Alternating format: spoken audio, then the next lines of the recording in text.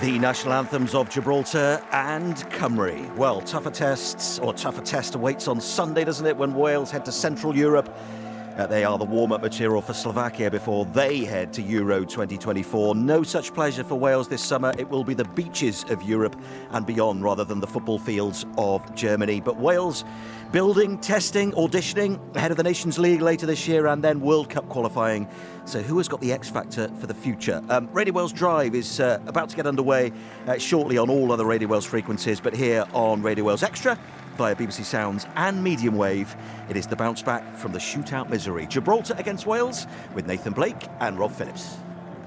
Yes, friendly for Wales. No consolation for missing out on the Euros, of course. Indeed, just a few weeks ago we thought this might be a build-up to Slovakia and then straight into Germany. Instead, it'll be straight onto the holidays after Slovakia on Sunday. But slightly disagree with my colleague David Pritchard. I think there is pressure in this game because the FAW put paid to rumours over Rob Page the day after the Poland game, but there's no doubt he still has a lot of convincing to do to convince some of the fans that he is the man for the job. And a defeat against Gibraltar is almost unthinkable, Nathan. Just don't even speak of that, yeah. Rob. But you know what I'm saying? I absolutely know what you're saying. I think they've played 80-odd, 87, 88 games. I think they've only ever won 8 against the likes of Liechtenstein and things like that, and Dora and what have you. So, you know, they beat teams up and around them in the, you know, high 190s, 200s, those sorts of teams. But you couldn't imagine, you know, for 1 minute they'd be able to challenge a team like you know, Wales. I'm not a negative man, so let's. They seem about to kick off. A really experimental Wales side. Adam Davies in goal, Finn Stevens, Ben Cabango, Joe Lowe, Jay De Silva, Charlie Savage, Josh Sheehan, the captain, Wes Burns, Ruben Colwell, Robbie Matondo and Liam Cullen. There are some big beasts on the bench, including Kiefer Moore and Daniel James, Nathan Broadhead, and the exciting Lewis Kumas. But this is the 11 that Rob Page has put his trust in. The referee is Jamie Robinson of Northern Ireland, and it's a 30,000 odd stadium. Well, fair play to the Red Wall. They are making their customary big amount of noise, but there are an awful lot of empty blue seats.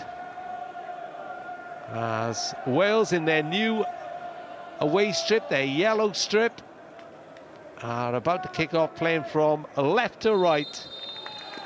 Transition continues here for Rob Page against Gibraltar in the southern tip of Portugal, in the Estadio Algarve. We are underway, and a first touch for Ben Cabango and Jay De Silva, the debutant, who has had a decent season with Coventry, qualifies because his gran is from Pontypridd. There we are. That's right.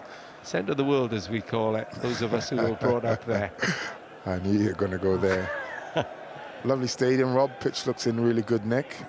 First touch for Sheehan, sends it down the right-hand side, and it's collected on this near side by Wes Burns, promoted with Ipswich, of course. Wales holding possession just outside the Gibraltar penalty area. Matondo gets a touch too. Charlie Savage, following in his dad's footsteps, of course. Robbie Savage said he hopes he gets more caps than him. Wes Burns down the right-hand side.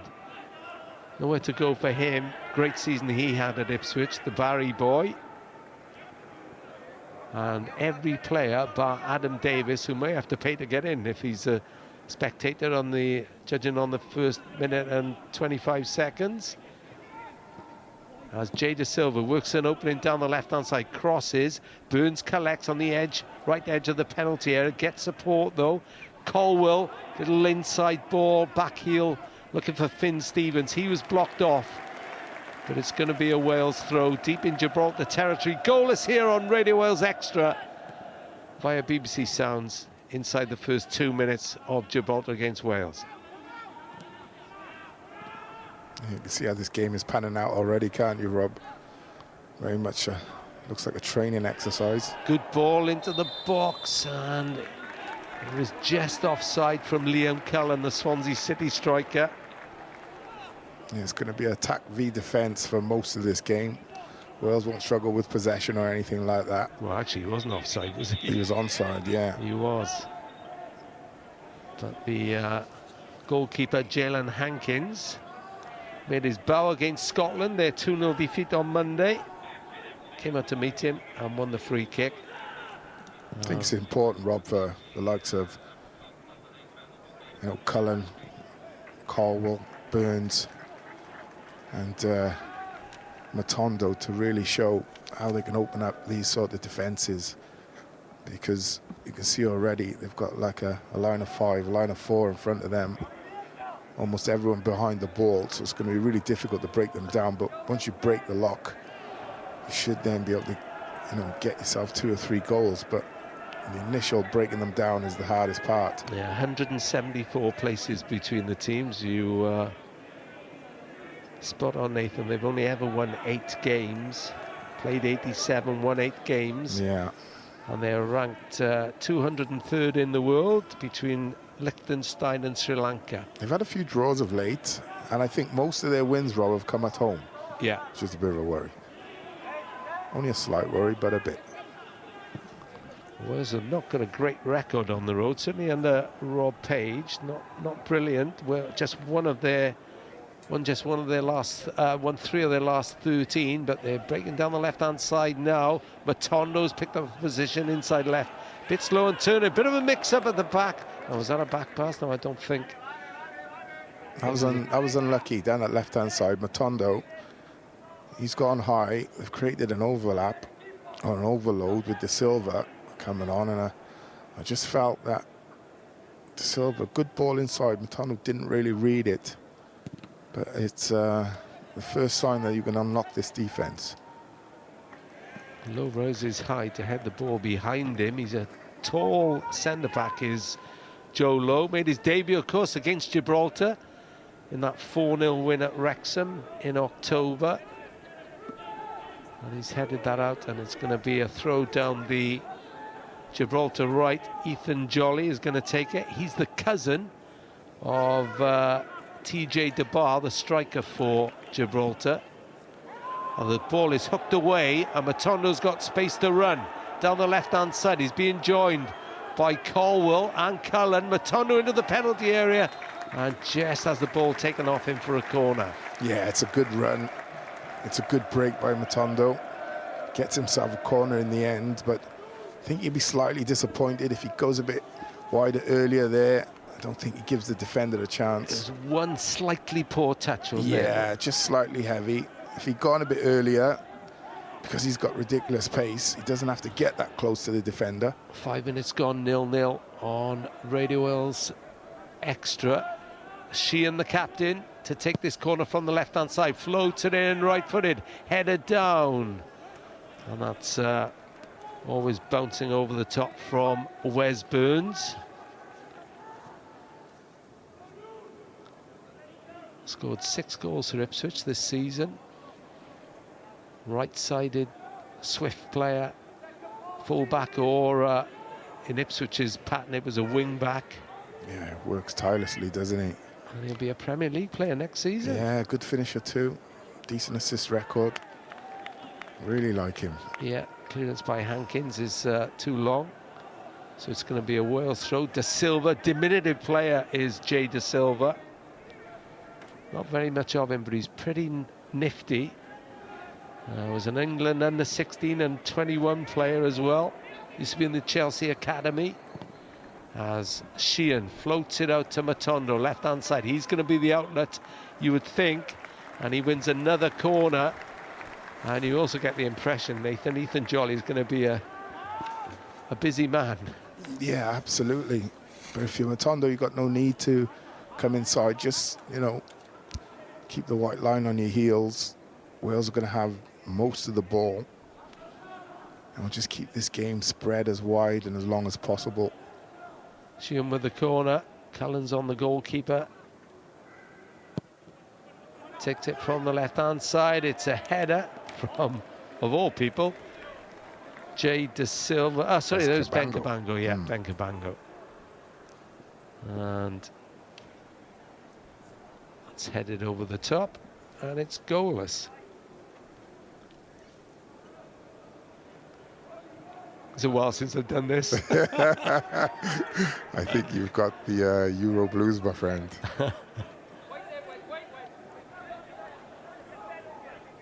I mean, it's a good exercise for, you know, those lads. I mean, there's a couple of debutants, but, you know, you look at the likes of like Dan James, and I was looking at their record last night, and, you know, Mepham and what have you, Roden, those lads, they seem to have been in team 5 minutes. They're up on 40 and 50 caps already. They are. You know, huge experience. So it'd be good to give the opportunity to some of these boys who are coming through, some of the ones who've stagnated a little also. Yeah, and I was talking to Rob Page a couple of times in the last few weeks, and he was saying he was very mindful of the number of games. He'd seen a stat that no players played more games, had more minutes on the pitch in Europe this season than Ethan Ampadu. Okay. Because the championship can be punishing, and very punishing when you lose in the playoff final as well, of course. Yeah, absolutely. As the ball is swept down into the Wales half, it's headed on by Ethan Brito, who plays for Lincoln Red Imps. Most of the players are from the Gibraltar League itself, although Cian Ronan plays his football at Kings Lynn. James Scanlon, as I was saying, is at Manchester United, and Louis Annesley, one of the centre-backs, is at Dundalk. 0-0, 8.5 minutes gone. Matondo, left-hand side, midway inside the Gibraltar half. Gibraltar all in red, Wales in yellow. He's got De Silva out there with him, goes inside to Colwell. Colwell helps ferry the ball right to Wes Burns. Cullen drops short. Wales holding possession, not rushing. Savage wide to De Silva, almost left the ball behind. Savage again. Now Sheehan looking right. Hogging this right touchline is Burns. Fancies a run to the byline, gets there, crosses into the box, header up in the end, not out of the box. It is now, but it's picked up by Sheehan, the captain. Burns again, thinks about crossing, goes onto his left foot, now turns his marker and goes on to his right, then pulls it back again, slides it into Colwell, touched by Colwell to Sheehan, but that was well read. But Wales have won back possession again. Savage, they're starting to turn the screw now. 0-0, 10 minutes gone. You feel if they get one, Nathan. Yeah, it's always the difficulty, Rob. Get one and then it opens up the game. This, you know, against a team like Gibraltar, you want their heads to go down because they're not going to stop. They're not going to come out of this shape and try and get something back in the game. They're used to this, so they set up and play against most teams. Burns again. And this time, the attentive Ethan Brito stabbed in the foot. Match Burns for pace then. Throw is taken quickly. Savage holds off his marker. Well, on that occasion was Evan DeHaro, 21-year-old midfield player. Savage again. All happening in the Gibraltar half. This Burns, Savage has gone forward in front of him. Goes inside. Not the best ball back to Finlay Stevens, who's an attacking fullback, plays wing back and got promoted this season with Oxford on loan from Brentford. Red Bull trying to do their bit. Stevens again. They're really well organised, Gibraltar. Not many gaps between the lines. Yeah, they do this. This is the way they set up, Rob. Every game, they don't expect to win many games. Like we said, they've only won 8 in 87. Drawn, I think, 6 or 7. But I would be encouraging Matondo one side and Burns on the other side to really hold their positions out wide, really spread this game, try and stretch the defence. Gives them more space in between the lines then for players like Caldwell to exploit. But, don't get dragged in when the ball's on its right-hand side if you're Matondo, and vice versa for Wed Burns when it's down the left. Yeah, create these spaces in the inside position. Absolutely, yeah. Nathan Blake here on BBC Radio Wales Extra and on medium wave in old money. Caldwell. If you look at the position De Silva's taken up now, he's playing as a midfielder. Yeah. Sheehan, centre field, clips it over the top for Burns. Ball holds up for Burns to get it back from the byline, wins a corner, this time from the right-hand side, so it'll be the first Wales corner from the right side. If you're going to go to a friendly, go to one in Portugal. I'm going to say. Do I detect a slight little envy there, Robert? Just the not slight. Corner right-hand side. Caldwell's made a run to the near post. It's over everybody, headed up from the 6-yard box. Wales will try and pin them in, but I think she was a bit over-aggressive then. Now that's going to be a Gibraltar free kick for a foul on TJ DeBar of Lincoln Red Imps. He is their youngest goal scorer, and he's their joint top scorer with 3 goals. Yeah, just a little overzealous there, wasn't he, Sheehan? Just, against a team like this, you just hold them up there, jockey the player, and within a pass or two, I'm sure you'll get the ball back. So they've got nowhere to go, and they're not good enough to play out and through the lines through Wales. They're in the colour red. They still have red phone boxes in Gibraltar. Do you know that? Yeah, I did know that, yeah. Oh, yeah, okay. Yeah. I tell you that last time we played them. You did, yeah. Okay. Matondo drifts past one, moves in field. Stats again. Well, there's not a lot more you can look up on Gibraltar, I must say. Oh. It's not a very big island, is it? It's a rock, isn't it, on the end of the Spanish mainland. Caldwell squeezes the ball out to Burns. Has to go back though to Sheehan. Sheehan clips it forward, looking for the runner Cullen, just over his head. And another foul, this time on Ethan Brito. That was Finn Stevens. Referee is going to have a quick word, Jamie Robinson. It's my first cap, ref, give me a chance. Yeah, but I would say just don't foul. It's a silly foul. And I know you're trying to win the ball back, but you'll get the ball back. If I'm Rob Page, I'm saying, just jockey, don't put your foot in unless absolutely necessary. If someone's, pulling their foot back to shoot, then you get a block tackle in. But otherwise, just jockey, they'll give you the ball back. The idea is this just breaks, the sequence of Wales keeping the ball and keeping the pressure on. Great touch. Matondo, lovely touch, and sprints away from Ethan Jolly into the Gibraltar half. Plenty of red shirts back now, though, so Savage has to go square to Stevens. Ball moves right to Burns. Cullen is not a big target man, so they can't float the ball in. Kiefer Moore scored twice against Gibraltar at Wrexham, and maybe brought on second half. We played 16 minutes here on Radio Wales Extra. It's 0-0 between Gibraltar and Wales in this friendly. Matondo heads to the byline, pulls it back onto his right foot. Wasn't confident across him with his left then, was he? I think he's waiting for the perfect ball, Rob, to be honest with you. I think he could have got that ball in with his left foot, but it was just a little overrun, you would say. When you're up against a team like this, Nathan, is there a tendency to look for perfection? Yeah, too many passes in some ways. Yeah.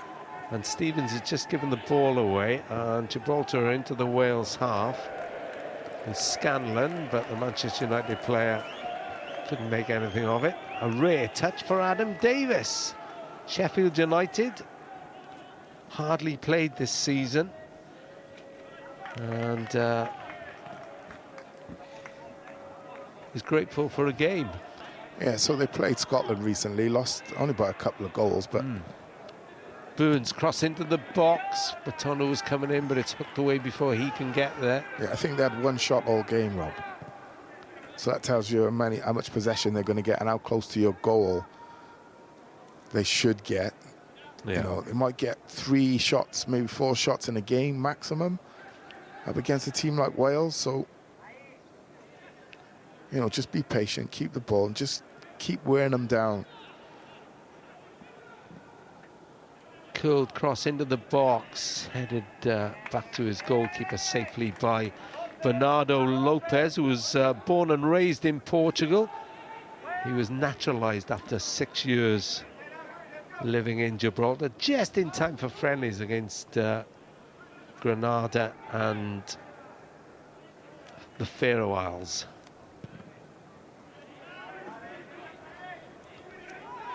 Hoisted forward into the Wales half. Low was too strong. Burns nowhere to go, so he goes back to Low. Sheehan picks it up, needs to see a run forward. Matondo's the target again. Jolly's on his back. Matondo tries to turn inside. Still going, Ravi Matondo. Plays it across to Burns, 5 yards outside the Gibraltar penalty area, cross into the box. Past everybody, drifts out for a goal kick. 18.5 minutes gone. It's Gibraltar 0, Wales 0. And it's probably as we thought it would be, isn't it? Yeah, I mean, you know, Matondo's had a lot of the ball there in the first 20 minutes or so. Just feel you need to try and think of creating a link with De Silva. De Silva's always in support of him. He's either underlapping or overlapping. On that occasion, I think Robbie just took a few too many touches. If he just does 1 and 2 touch and thinks, I'm going to play with my partner, my left back, create a partnership, I really think they'll create, you know, all sorts of problems. DeBar went down then, free kick. Felt that. I think Charlie Savage was the offender. Didn't seem too much in it, if I'm honest. Seen his dad do worse than that. Probably do worse to you in training. Yeah, not me. Oh, couldn't he catch it? Don't be silly. Nathan Blake alongside me. He was Chef the Beans, wasn't he, at Wrexham? He was so he should proud. be. It's very difficult to become a professional footballer anyway. And when your dad has been, you know, an international, it's extremely difficult to get up to those sorts of heights. Yeah. A lot of pressure. People are always going to liken to his father. So, you know, the boy's done well. Free kick taken by Liam Walker, floats it across beyond Annesley and out for a throw-in. And if you've not seen it, it's well worth having a read of my colleague Ethan's piece on father and sons who've played for Wales on the BBC Sport Wales website. Because obviously Lewis Kumas could join Charlie Savage in following the footsteps of his dad, but you remember Billy and Paul Bowden, Cliff Jones, his dad was a Wales international as well, and of course the Charles family, famous. Ruben Colwell wanted to take a free kick quickly then, referee stopped him, saying in the week, Ruben Colwell, that he's felt he'd played better this season than he had done for quite a few seasons, probably the best form of his career, and that's because he stayed fit. No doubt really. The manager's staying as well, Errol Bullitt. Here's De Silva, left-hand side to Matondo, hogging that left touchline. Does come back inside though a lot, but Colwell was in support. Liam Cullen's making a lot of dashes in behind and not receiving the ball, but you'll know this, Nathan, it can be a thankless task. Hey, Silver into the box. Just need a bit more of that, Rob. Yeah. Just an inside ball, wasn't he? He was underlapping, as they say. Yeah, just a bit of link-up play. A bit of thought between the players. 25 is Jay De Silva. Sheehan hoists it out to Burns. Good ball as well. On the edge of the penalty area. Into Colwell. I don't think he was expecting that. And there was a block tackle, and the ball ricocheted off the Cardiff City player and out for a goal kick. Goalless on Radio Wales Extra. Midway through the first half, this is the former Wales international, Nathan Blake. Yes. Just need a goal, Rob. It's what's most required, I think. Like I said, a bit more link-up play, a few more triangles, spread the game. And then you've got the likes of Carwell, who we've seen numerous occasions. He can unlock most defences, very good at that, but needs that space and time to do it. They are in defensive positions now as the clearance bounces off TJ DeBar and out for a Wales throw. Cabango leaves it to Da Silva. Quite like that kid, actually. Yeah, I've always liked Wales in yellow. It's got a sort of green and red flashes down the shorts as well. Sheehan picks out Colwell, flicks it back into his own half.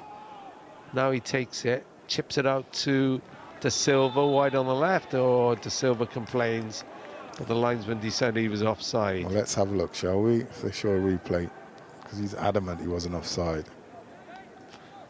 And yeah, he's offside. Why do they argue if they're wrong? Because when you play left wing and right wing, Rog, and you're looking across the line, you rarely look in a straight line. You think you're looking in a straight line, but you rarely are. The Gibraltar manager is 67-year-old Julio Cesar Ribas. Played for Liverpool in Uruguay. See the dramatic I was going to say I didn't see that on my research. Yeah, there we are. It is a Liverpool in Uruguay, as you know. You've been a connoisseur of world football and all that, Nathan Blake. Yeah. He's this is his 58th game. He's won 6, drawn 6, and lost 45. Ah, Burns into the penalty area. Oh, missed the ball. So did the keeper, mind you. Nice to clamber it away outside his penalty area. I mean, if that's anything on this game, Wes Burns goes for that. I think it's just pulled out because, there's no point in trying to, getting yourself injured, risking injury. Is there a different mindset in a game like this, do you think? Absolutely, it At showed this there. time of year? Yeah, absolutely, it showed there. If this was a qualifier to go, through to the Euros, I guarantee Wes Burns would have gone wholeheartedly for that ball. He's on the ball again, 10 yards inside the Gibraltar half, leaves it to load. Cabango in centre circle. That's an optimistic ball, but Cabango, Matano may make something of it, but he thought about whether he should run after it, and by the time he got there, it was cleared away. And, Wales would have, 90-odd% possession, maybe? There's not many times you're going to say that, is there, in a Wales game? They absolutely dominate possession. So lots of things are different for Wales in this game, Rob. Savage to Sheehan, and Da Silva wide to Matondo. We're going to hear that a lot. Drives in across. It's headed up, only half cleared, up to Colwell. Almost lost it, but Wales regained possession. Matondo flicks it past the defender, changes passes with Da Silva. Sheehan is centre field. There's plenty of movement, including Burns, who's picked up his right wing position.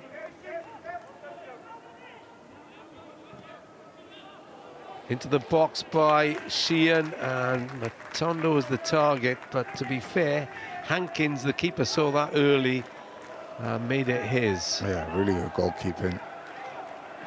Nice and clean as well. I actually thought for a split second that Matondo was going to try and challenge for the ball.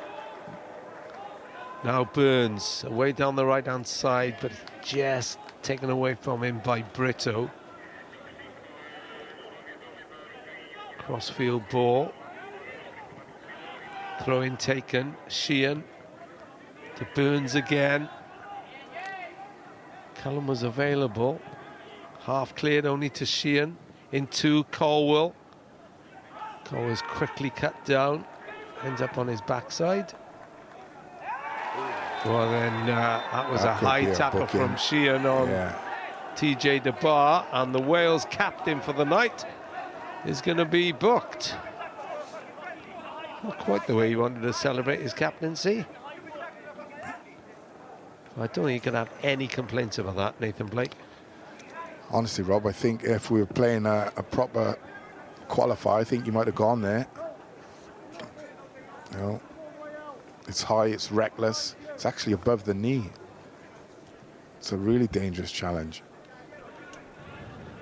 No such thing as a friendly then. Yeah, he's obviously not done it with malice, just ill-timed, but yeah, can count himself lucky there. Yeah, I think you're right. I think you're right. He's had his hardships as well. Josh Sheehan, of course, got really promising at Swansea. Had a terrible injury, sidelined him for a long time. But he bounced back, notably at Newport County. And County fans be really happy to see him. Good player, Rob. Yeah, he is a good player. Footballer. You do wonder if he hadn't got injured, just how much better he would be now, how further progressed he would be. Yeah. Big part of Bolton's League One campaign last season. Yeah, okay. Yeah. On the other hand, Finn Stevens celebrated with Oxford. Yeah. You're not really going to get me smiling about that, Rob. No, I won't. 29 minutes gone. Radio Wales extra 0-0. It's what we expected, but it's a bit of a watch. De Silva, left-hand side, low cross into the box now. Cullen turns, shoots left-footed. Good save.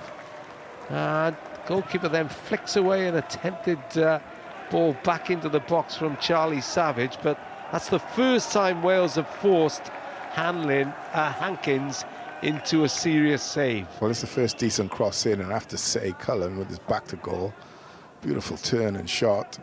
Alison, who you're playing against, shot on target, and as you say, Rob, good save by Hankins. It was. De Silva again, just outside the box. Colwell, wonder whether that might encourage him to pull the trigger.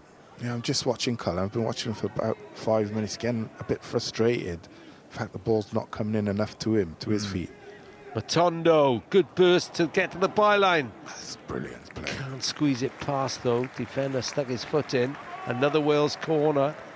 4 corners, 3 of them on that side. Good turn by Cullen. Edge of the box, left-footed drive. And Savage tried to play it back into play. He's a decent finisher, Cullen, I think. I think Swansea maybe should have played him up front more than they did last season. Corner comes in from the left. Sheehan again. There was a shirt being held then, low. Up around his back, but Cabango, he had the header and headed it well wide. He's so disappointed because he's done everything right, except for the last moments. He's held off his player. He's got goal side of him, the right side of him. And then, in fairness, that little bit of a tussle has just unbalanced him a little as the ball's coming into him. I think he'll get more opportunities from set pieces. They're getting closer, Wales, I think it's fair to say. Yeah, in games like this, Rob, you need to build pressure on the opposition goal, not just about keeping the ball. Shots from distance, crosses. You know, we've seen a good cross into the box from De Silva. Another run in behind from Matondo. You just need to keep building that.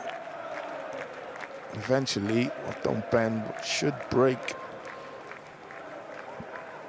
They could do with someone pulling the trigger from 20 yards, couldn't they? Well, it's like a training match, so it's a bit of everything. Like I said, you've not really got the threat. You've not really got the threat of, you know, them counter-attacking you. Just seen a man in the crowd who buys me a pie at Cardiff City home You games. never stop thinking about your stomach, do you? It's just somehow It's true, you'll though, fit he it does. He's part of the red wall. Sat not far from him on a plane to Latvia, I think it was, when we eventually took off. This is Sheehan, centre circle. Burns has made a run, but he's now offside, so Stevens has to hold it up. Maybe it should have gone to him. We're going to try a worldy ball. This is the sort of game to do it. 0-0, 33 minutes gone. Yeah, the tempo has just dropped a bit from Wales here. Just need to pick that up again. Burns heads towards the penalty area, brings in Sheehan centre field. He can hit them as well. Cabango. Matondo hits it. Bounces off the back of Liam Cullen. Savage is beaten in the air, but Sheehan, the captain, picks up the header forward. Now he's midway inside the Gibraltar half. Into Cullen. Swaps passes with Colwell, and then a clipped shot come cross is easily collected by Hankins. Again, good play though. 1-2 touch. Lovely 1-2. Cullen and Colwell. De Silva fancied it. Right-footed curler. Yeah, it wasn't No a real shot or pace, wasn't a cross, was No. it? One out there that. But they've had more efforts on goal the last, 5-10 minutes. Yeah, you just hope that they recognise these little 1 and 2 touch passes, or driving to the byline and getting the ball across. They recognise that the more they do it, the more opportunities they're going to create. And of course, the longer the game remains goalless, the more Gibraltar will grow in confidence, even if they might tire a bit. They're on the ball now, having a rare spate of passes. It's in midfield with Daharu, plays it wide to Jolly, but it's quickly intercepted by De Silva. And the ball is all the way back with Hankins. Clears it left-footed. And De Silva makes sure that his man, Jolly, can't get the header. He's not very big, De Silva. He made use of his body then, didn't he? Just sidled him. Yeah, just lent on him a little.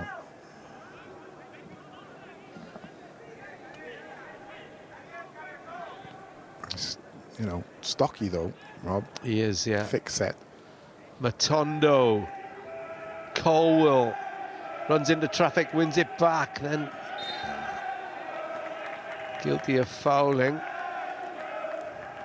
That time it was James Scanlon, the Manchester United player, who came through the Derby Academy, and his mother is the joint record holder of the Gibraltar 4x100 metre record. And his younger brother Luca is in the youth system at United as well. Some families have all the talent, don't they? Even in Gibraltar. I wouldn't know, Rob. No, I wouldn't know him. I've only got 2 cousins who are professional rugby players and an uncle who won a World Cup, so I haven't got a clue what you're talking about.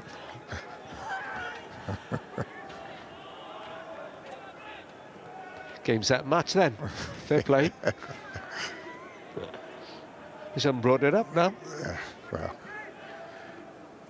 0-0. Wrong shaped ball, wasn't it? Inside the last, yeah, but not many people have a road named after him going into a city like your Uncle Clive Sullivan. Very true. Cole fouled that time. I think he would have rather the play continue. He's on the ball again, though. Yeah, he loves to be in that pocket. See, he's getting a little frustrated. There's not much space there, though, is there? Oh, they just need to do it a bit quicker. Savage. And Burns, who's moved infield. Now he turns. He's got Stevens on his outside. This is Stevens into Savage. Now Burns, edge of the box. That was better. Stevens made an arcing run wide again. Crosses right-footed. Header from Matondo. Actually, I thought it was. It bypassed him by about 6 inches. It's actually a really good ball in by Stevens. And they've gone left again to De Silva. into Savage, edge of the box. Now Matondo just inside the penalty area, left-hand side, lays it back, looking for Cullen. Just took a deflection away from him. He's scrapping to win it back. But it's cleared away from the edge of the Gibraltar penalty area. Wales would love a goal before half-time. They've asked the questions. Maybe not too many, but they've asked what questions have been asked. You see what I mean? But I wasn't sure where I was going there. Matondo hits it, but that was weak from the edge of the box. I think it's clear what's evident in the last 10 minutes is Wales need to do more one-touch, two-touch. All right, create the triangles. Like I said, you don't have to worry too much about the counter-attack. You've got, you know, two centre-backs who are stood there doing nothing most of the time. So,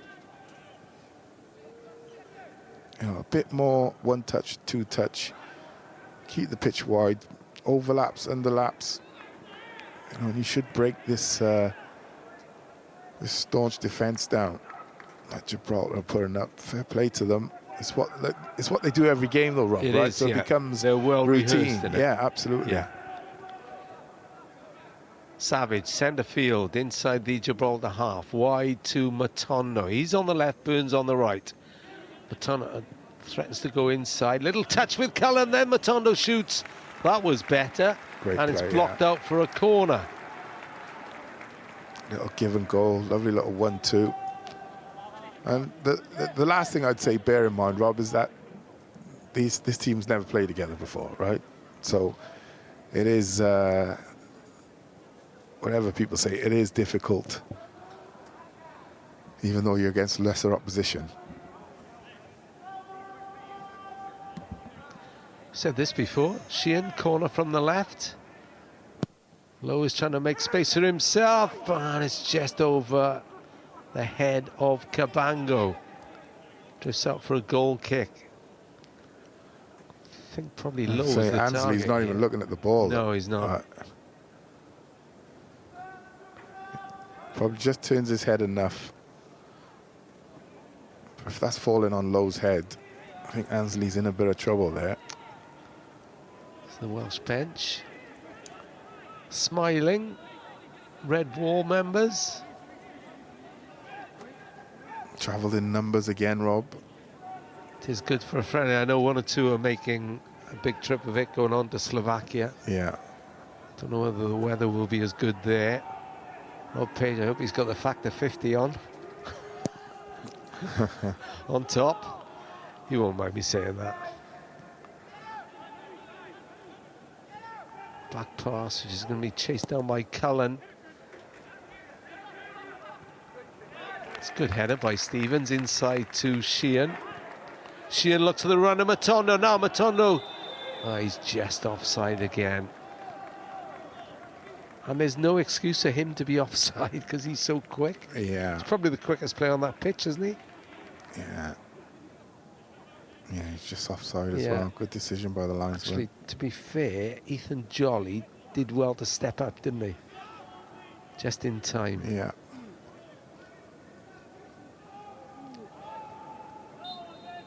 Big Gibraltar Football Association badge in the corner of the ground. They are they're playing their games in Portugal because their home stadium, Victoria Stadium, is being rebuilt. So I think their Nations League games in September are going to be back in Gibraltar.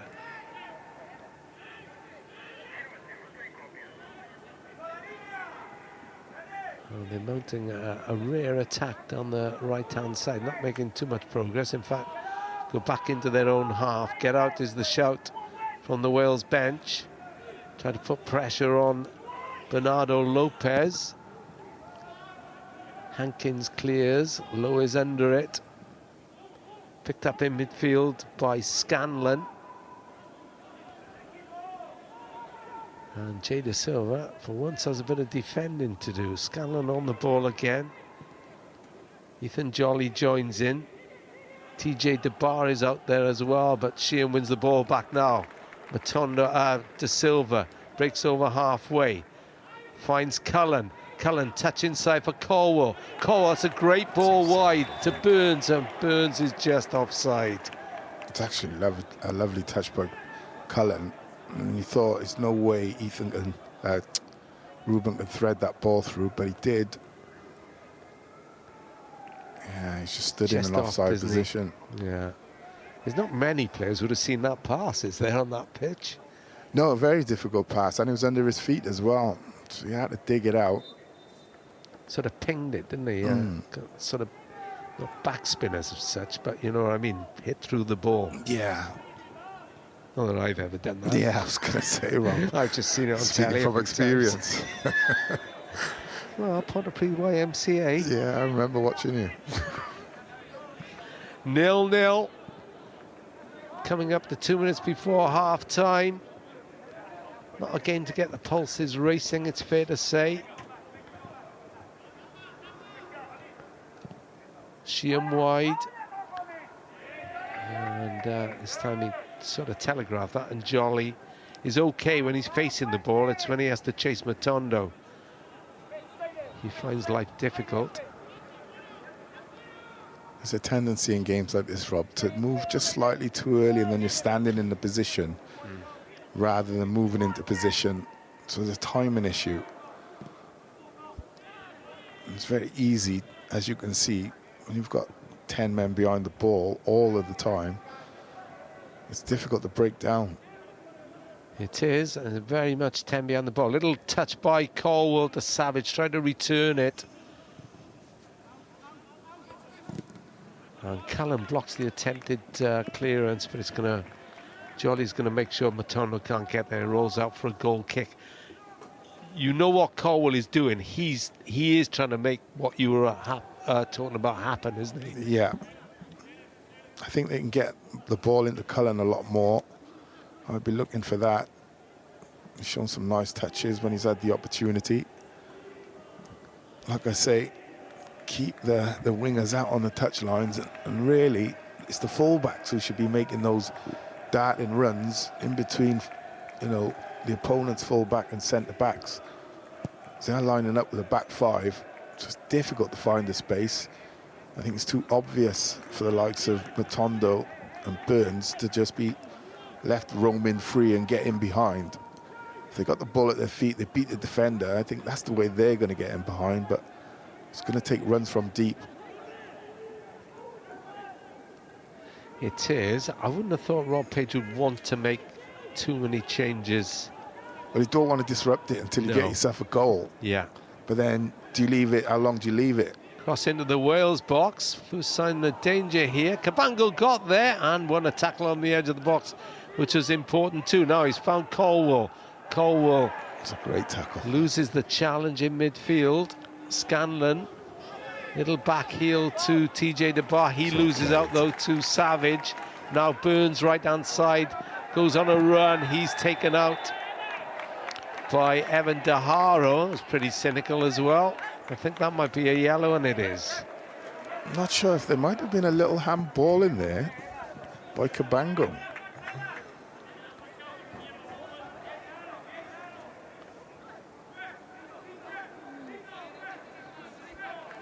Evan DeHaro is booked. First Gibraltar player, see yellow. A bit cynical, wasn't it? It was very, wasn't it? Tony Roberts, the Wales goalkeeping coach, is unimpressed. We're into injury time. Colwell, lovely touch to Sheehan. Cullen. Oh, Colwell leaves it for Sheehan, and it just ran away from the Wales skipper, and that's been the story of Wales's half, really. One or two promising moments when they moved the ball quick on the edge of the penalty area, but really not enough attempts on goal. The best attempt came from Liam Cullen, a shot on the turn from the edge of the penalty area, which Jalen Hankins dealt with. Adam Davis is a spectator, the Wales goalkeeper, but we expected that. Half-time, though, it's Gibraltar 0, Wales 0. Well, it's hot in the Algarve, but this game yet to reach boiling point. A fairly tepid affair in the Portuguese sunshine as Wales head off into the changing rooms for a half-time team talk from Rob Page. And, well, I guess, Nathan, that Gibraltar are doing to Wales what they did to Scotland on Monday, because actually it was 58 minutes before Scotland managed to get a goal against them. They won 2-0 in the end. But there's a lot of players here in this Wales team who will be thinking, I might not get too many more opportunities, maybe in the team, and maybe to score goals. So, I don't know, is there a bit of anxiety? Are they rushing things? No, I don't think there's anxiety. They look totally relaxed, if anything, slightly over-relaxed as the first half wore on. But that's because, you know, you've got so much possession. How many games can we say that Wales are going to have like 80, 90, possibly more, 90% possession in a game? So it sucks you in, it lulls you into a false sense of security. But what's happened, as we've seen, as the first half developed, their 1 and 2 touch passing had increased, right? The tempo was higher in the first 20 minutes, but then the second part, they were trying to, you know, 1 touch, 2 touch, round the corner, create little triangles. But you're up against Gibraltar, who, you know, they do this practically every game. It's 70% possession against 30% possession. I'm not sure about that. I think Gibraltar probably... Where do they... I didn't notice that 31%. Well, no, clearly. So someone at UEFA is having a bit of a torrid with that, because I would say it's more like 80, 90% possession, even more. So, you know, it takes time sometimes. Like you said, Scotland last week took them 58 minutes to break them down, and it's difficult to break down a team that come out and set up to not lose. But, you know, Wales, they've got a lot of attacking prowess on the pitch, some really good players who can unlock defences. And I just don't think they've really got into a swing yet where they've been able to maintain the attack and shots on target and threaten the goal.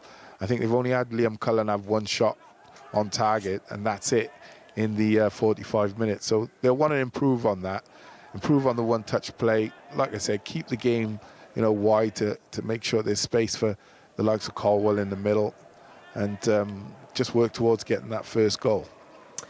We just heard the halftime music, and now we're getting a replay of some of the major, if you can call them major, chances in that first half as Wales head.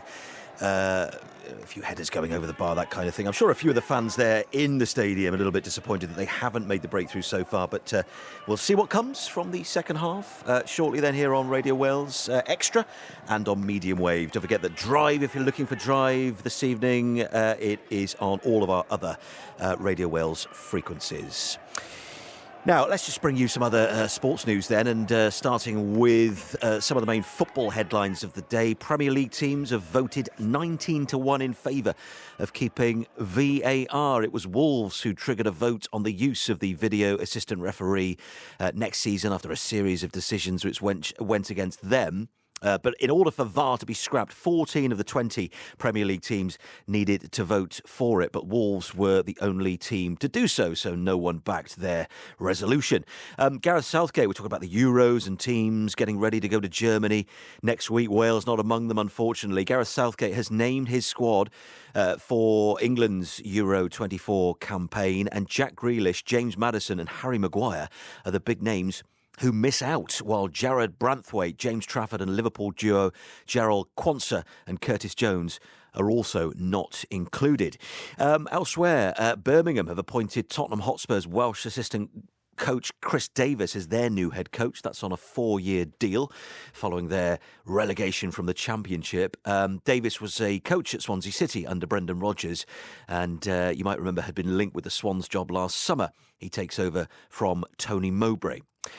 In rugby, the uncapped Scarlet centre Eddie James has been called up to the Wales training squad for this summer's matches. He's the 5th uncapped player named in Warren Gatland's squad, joining the Gloucester wing or fullback Josh Hathaway, Ospreys wing Keelan Giles and Cardiff pair Jacob Beetham and Ellis Bevan.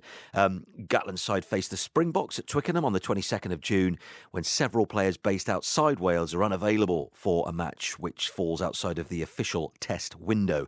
And the squad is then going to be trimmed to 34 before they head out on a 2-test tour of Australia in July. Big night tomorrow night for the Ospreys, travelling to Munster in the United Rugby Championship playoffs. Toby Booth's made one change to the side that beat Cardiff on Judgment Day last weekend. Fly half Dan Edwards is out with an injury, so Owen Williams comes in to replace him. They clinched an unlikely playoff spot after a series of results went their way last Saturday after their bonus point win over Cardiff. And Booth has been speaking to our reporter Gareth Griffiths about tomorrow's game and some of the players who've missed out on a place in Warren Gatland's Wales squad. You know, we've got ourselves to the window of opportunity, as we say, so we're excited about it.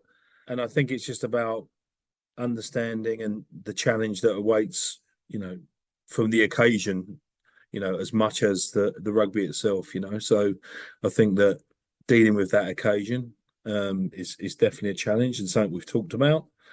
And how we get to show our best, you know, because against the very best, that's not always easy. And understand that it's not about, you know, always getting your own way. And sometimes you're going to have to suffer and hang in there for a bit. On the 6-day turnaround, same for both sides, except as you say, they're over there and they don't have to go anywhere, whereas you do. I mean, the challenges of that, just in terms of the physical nature of a 6-day turnaround. Yeah, I mean, it's what we've done this week has been obviously tailored towards that, giving appropriate recovery, you know, as well as the stuff you have to practice and perform. You know, we're not going to get greater skill in a week. You know, really, it's about practicing the skills that we're going to need and rehearsing what we need to do. And then it comes down to a question about going out and doing it. So, look, we're in knockout rugby. We know that often it's about who does what on the day, right? There's no second chances. You know, we learned that against Gloucester, you know, and against Sale in Europe. So we have experienced that before. So that's good experience for us to almost dwell on or remind ourselves of, and as a result we can then enjoy and probably be as positive and philosophical about the whole situation as we want to be. Welsh squad announced this week, and we're starting the positive. Keelan Giles, somebody who's, you know, came on 18, 19, burst on the scene, been through so much in adversity with sort of injuries, and has battled back, and it's been really good this season. Just a word on his inclusion and the reward for the work that he's put in. Yeah, delighted for him. Good reflection on how our game has expanded. So from an attacking side, because he's on the score sheet a lot, has great ability to beat people one-on-one and, you know, turn is a special athlete in that respect. So, yeah, delighted for him and the work he's been through, and it's a reflection of how the team has played. It's not the first time we've asked you this when squads are out, but I'll ask you again. No Morgan Morris and Nicky Smith. Just thoughts on them, just in the way they played for you, and perhaps they're not involved in this Welsh squad. Yeah, I'd probably add James Ratty to that as well, to be honest. We know that international rugby and regional rugby is different. And I've said the same answer as I've said before, that only the people that are picking the respective squads and teams for particular games and campaigns know what they're really looking for. And it suggests the fact that they've got what Morgan Morris has got in their squad. So we know what we need to keep working on. Morgan Morris is absolutely determined, and James Ratty and all the boys, you know, Nicky Smith obviously will finish with us and then go to Leicester, but you know, they're all adamant to keep fulfilling their potential and play at the very highest level. So, you know, it's a setback, but we'll keep going. Toby Booth there, speaking ahead of tomorrow night's game between Ospreys and Munster. Rob Phillips in the background there. Thank you very much. So that game is live on all BBC Radio Wales frequencies and BBC Sounds as well, as the Ospreys try to get through to the semi-finals of this year's playoffs in the URC. And if you want to listen to some cricket later on, Glamorgan back in T20 action against Middlesex at Lords. Play gets underway at 6:15. So there's commentary as ever on the BBC Sport website. And in the T20 World Cup, Scotland faced Namibia at 8 o'clock. In the tennis, the French French Open women's semi-final stage now. The world number one Iga Świątek has set up a final tie with Italy's Jasmine Paolini. Świątek, looking for a third consecutive French Open title, beat the third seed Coco Gauff, while Paolini beat 17-year-old Russian Mira Andreeva. In the cycling, it is the Women's Tour of Britain Stage 1 today, from Welshpool to Llandudno. And Wales's Eleanor Barker involved, and Eleanor Backstedt, finishing 3 minutes and 50 seconds behind the leader Lottie Kopecky. In athletics, Welsh sprinter Jeremiah Azu has withdrawn from the European Athletics Championships. They start tomorrow in Rome. He's out through injury. He became the first Welsh runner to break the 10-second barrier in wind-legal conditions last month, and he was due to race in the 100 metres. And in the hockey tonight, Great Britain's women's team play the USA at 5:45, and the men face Ireland at 8 o'clock. That is a roundup of all of the other sport that's going on. Let's return our focus to the football, our featured game, which is Gibraltar versus Wales. And it's goalless at half-time, much to the frustration, I'm sure, of the red wall of Wales supporters out in the Algarve who've made the trip out to watch this one. Let's go to the Estadio do Algarve and our pitchside reporter, David Pritchard. Dav, I saw your post on the BBC Live page, a bit like a training game watched by a group of 1,000 tourists. I mean, kind of feels like that, doesn't it? Like a load of holidaymakers have stumbled upon a game taking place. Do you get a sense of any frustration there amongst the Wales fans that Wales haven't scored yet? Well, certainly, because I've come down from our press seats to the press room, and through the window I can actually see a few Wales fans leaving the stadium. They've seen enough already, so they're heading back into Faro Town Centre, I assume, because this stadium is a good 10-15 minutes away by car. And while you get the impression that most fans take this for what it is, an experimental, youthful team getting frustrated, having played together for the first time against opposition defending stubbornly and deep, some fans are leaving, so I guess that tells its own story. Granted, it's not many at the moment, but there are definitely a clutch of red shirts making their way out to the ground and walking back towards Faro Town Centre. They've seen enough. It's hard to believe, isn't it, that you go out to the Algarve and then you give up on it halfway through, especially when you've got the chance to see potentially more new faces in the second half. Would we expect to see, do you think, the likes of Lewis Kumas, Charlie Crew and others coming on second half? I think that would be safe to assume. Yeah, definitely. Rob Page has spoken glowingly about Lewis Kumas and Charlie Crew in particular. They're two of four uncapped players on the bench. We've seen Tom King, the Wolves goalkeeper, warming up as well, so we could see him earn his first cap. And the other uncapped player on the bench is Matt Baker, the Stoke defender, who spent a time on loan at Newport last season. So I think we can expect to see all four players. And it is worth remembering, that Scotland were here on Monday and they've qualified for Euro 2024, and they rather laboured to a 2-0 win, and it took them 58 minutes to score their opening goal. So, it has been frustrating, but it is worth keeping in mind that this can happen in a friendly game, especially when, as Rob Page has done, you've made so many changes. 11 changes from the Poland game, only 44 caps in the starting lineup. A real experimental feel in it, and it has been quite disjointed, hasn't it? But yeah, a bright spark in the second half could be 4 new players and 4 more debuts to add to the 2 we've seen so far. We're about to find out. Thank you very much, David Pritchard there in the stadium itself. Plenty of reaction to come later on the BBC Sport website. Whatever the outcome proves to be, here come Wales then, back out in those very pale yellow away kit that they've got on this evening for this one. There's a yawn there on the face of one of the Wales fans sat in the stands. I hope it doesn't drop off during this second half, and surprising to hear from Dav there that maybe a few of those fans have decided to go home and have given up on it already. But Wales are out, Gibraltar were out about a minute or so before them, ready to go, having held Wales so far. It's goalless. This is Radio Wales Extra on BBC Sounds and medium wave as well. Let's hand you back to Nathan Blake and Rob Phillips, second half. Well, actually, Claire Summers thought that the kit was lime, but the FAW said they were playing in yellow, and that looks like yellow to me. It's a very pale yellow, isn't it? Yeah, absolutely. And there is a change in the offing for Wales, I think. This looks like Tom King coming on, the former Newport County goalkeeper, for his debut. He's patiently waiting, so Adam Davis's cap is over, and Tom King, who is basically the Wolves' sort of reserve goalkeeper, never plays for Wolves. Well, he is on, and Adam Davis is off, the first change for Wales at half-time. But of course, what he does have, Tom King, he does possess the record for the longest goal by a goalkeeper, 96 metres or so, against Cheltenham when he was playing for Newport County.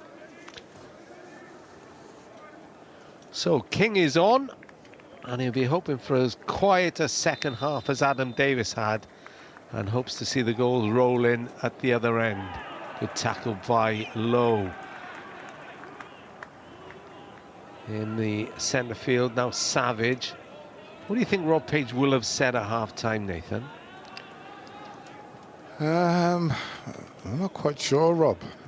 I mean, if I can only speak from my own perspective, as the game was going on, I think I would have been, you know, up telling Robbie to stay higher, which gives more space to the two wide men to stay higher, wider, and really utilize my fullbacks.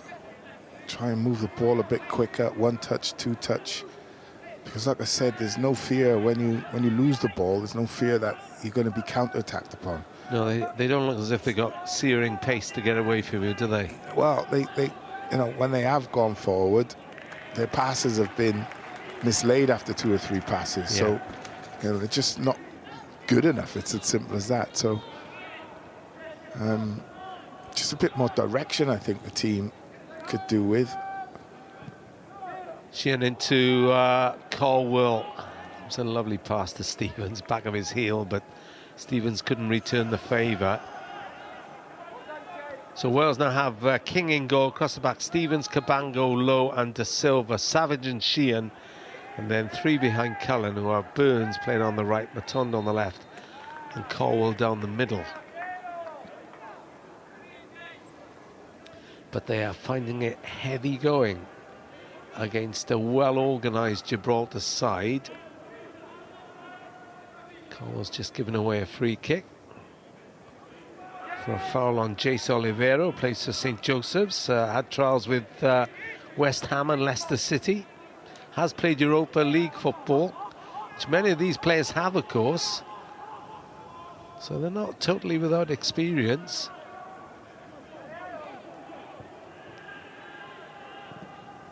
But I think Rob Page will be loath to put too many of the senior players on. Talked a lot about their punishing seasons that have just finished. Have to be fair to the clubs. And wanted to keep the winning mentality, but was acutely aware that many of the clubs probably wouldn't have welcomed 2 friendlies in June. Yeah, there's so many things to think about, so many things to juggle. I mean, if you lose the fixture or draw, you know criticism's coming your way. If you change it, you know, people say, did you change it too early? Didn't you change it early enough? Good turn by Matondo. Annesley was pulling him back then. Free kick, centre field in the Gibraltar half. This is Burns. Edge of the penalty area, crosses into the box, left-footed from the right-hand side. First time he's done that, really. And just hit it too strong. Sorry, it was Stevens, hit it too strongly. No, it was Burns, there we are. Too much on the cross.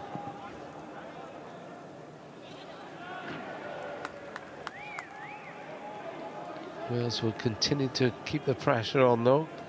Hankins has put the ball out for a Wales throw. Down their right-hand side, Stevens was back into his own half with the throw to Lowe. Savage always available to pick it up. Cabango strides forward.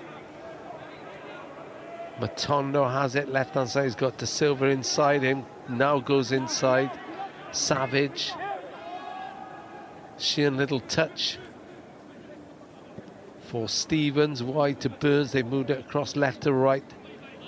Run into the box by Sheehan. Haven't seen him do that too often. And I think he's forced Lopez to concede a corner there. Listening to Gibraltar Wales on Radio Wales Extra, a medium wave. It is going to be a right-sided corner, the first of this second half, to be taken by Charlie Savage. Curls it in, Lowe got there. And Hankins got there as well. Hankins has ended up on the deck and has won a free kick. Yeah, I'm not sure what Lowe can do there, because I'm sure Hankins is coming from behind him. Well, he's called for attention as Jalen Hankins, the bearded keeper. So there's no way Lowe can see him. I don't know what he did wrong. Well, if he's, you know, it could be for a little bit of a shirt pull on Ansley. Although he was also pulling Lowe's shirt. Yeah, you say that was, you know, a bit of 50-50 there. They are well protected, our goalkeepers. He's still having treatment, though. I wonder whether his arm didn't connect with Lowe's head and he's come off worse. That says it all, doesn't it? Protecting keepers. His arm connects with Lowe's head. Now, if you have a look, we just had the benefit of a replay. I think Lowe might head the top of his arm. Yeah, well, I thought it was his left arm he went with the punch, wasn't it? No, he's got both arms above his head. I think he'd be fine, Rob. I think he is, yeah.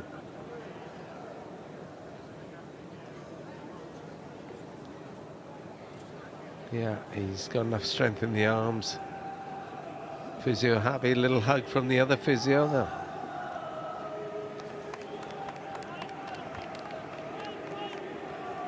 Hug from Annesley, they all love each other in the Gibraltar team, fair play. And it's going to be a Gibraltar free kick in the 6-yard box.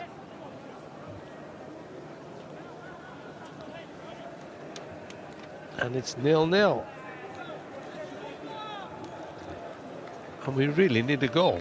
Let's be honest about it. All three. Otherwise, I'll have to tell you about famous Gibraltans. You're dying to do. Go on. I can see you. Well, the one you won't guess. I might have told you before, but the one you will not guess. Alison Nicholas, the golfer. Yeah, she was born in Gibraltar. And also in Gibraltar, you can get married sort of at one day's notice. So that's why John Lennon and Yoko went there to get married. Okay. See, if you learn nothing else today. You've learned that. Yeah.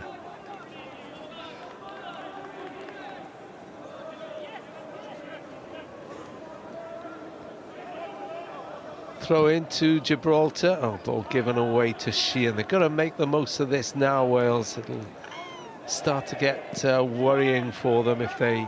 Frustrating, not worrying, that's the wrong word. If they can't break them down soon. Yeah, because on the record books, Rob, it doesn't say Wales second team. It just says Wales nil, or Gibraltar nil, Wales nil. Yeah, it'll go down as one of those shock results. Burns. Bit of pace on the right-hand side, almost left the ball behind, though. And that enabled Brito to step in, concede the throw, which has been taken. Just wondering if they've done the old leave the pitch dry as well. I didn't see no sprinklers on it before the game, half-time. Which, at this stage of the season, warm conditions, sticky leather with a plastic trim ball, it tends to stick under your feet. De Silva got forward then, wins a corner. Chris Gunter watching avidly. He's about to embark on his pro license, is Chris Gunter. Sheehan with his corner from the left. 0-0 on Radio Wales Extra. Sheehan takes it right-footed. It's curled in. Oh, and it's a header from behind the far post. And The goalkeeper, Hankins, is complaining, but I'm not sure what happened there. well, Caban, I think he just takes his eyes off it. yeah, no, it was Lowe, wasn't it, who got there and just headed it behind. Just tilts his head to the ground as it's falling. Have you ever met a goalkeeper who doesn't moan? They used to moan all the time, Rob. But wouldn't you pick the ball out of the net every couple of seconds? One or two Different breed. Yeah, one or two of the Red Wall are starting to get a bit irritated now over Hankins. He's taken at least half a minute over this. I think he's going to be booked. He is. There you go. Referee is joining them. Wasn't booing him like the Red Wall. So Hankins gets booked.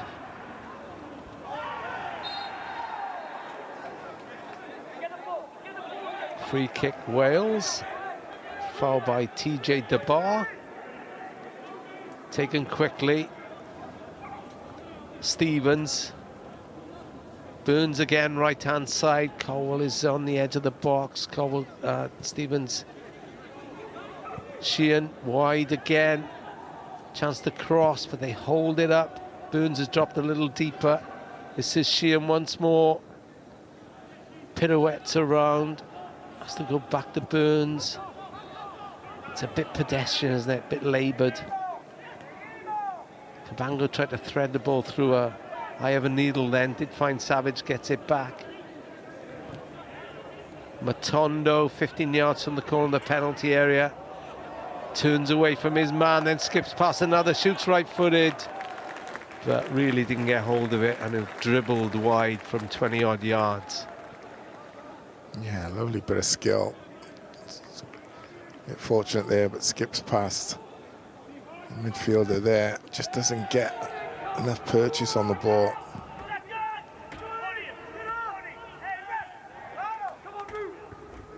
Moving cold, a touch towards Matondo. Khalid is chasing the back pass from Annesley.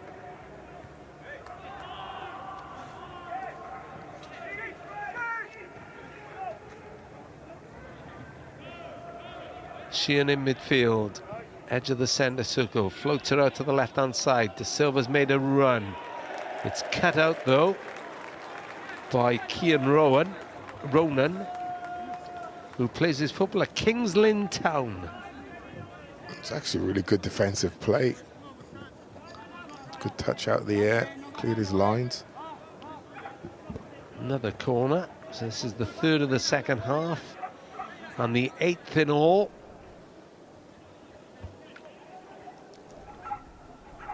Sheehan with the corner, left-hand side, right-footed, swung in, oh, and it's almost bounced in. It's off the line by Annesley. I'm not sure he knew much about it. He didn't have a clue, Rob. Hit the far post. De Silva now charges at the penalty area, thinks about shooting. Burns back to Savage, who holds on to it. Caldwell is wide, so is Matondo, this time on the right-hand side. Matondo drifts past one into the penalty area. Tried to do too much himself. Loses possession. Gibraltar have survived that. That's the closest Wales have come to a goal, though. Yeah, almost direct from a corner. Lovely in-swinging ball, I have to say. And Sheehan swings it in. It was a combination of the post and Annesley, wasn't it? It's a lovely corner. Hankins doesn't know what he's doing. No. Yeah. I think gets a slight finger on it. Hits the post and then he's just thanking his lucky stars. Josh Sheehan almost capped his captaincy game with a goal. Yeah, and here are the cavalry. The red bandage on the top of Daniel James, got injured, of course, hurt his head in the playoff final. Probably not hurting as much as the actual defeat. Brennan Johnson and Kiefer Moore as Gibraltar win their first corner. And it's taken them 59 minutes. And the changes are going to be made now. So Kiefer Moore is on for Rabi Matondo.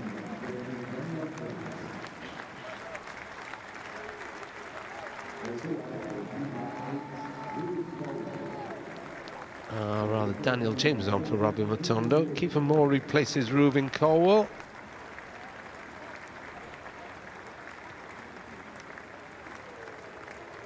We'll be able to see Daniel James. Brennan Johnson, once Tony Roberts gets his papers in order, is replacing Finn Stevens.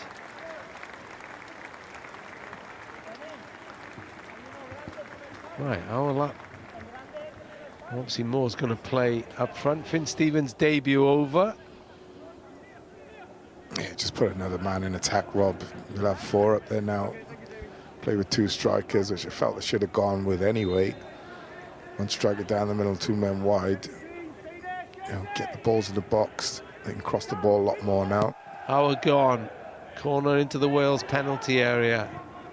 It's clipped back in. Kiefer Moore's first job is to head her out of the box. May fall for Daniel James. He's edged off it.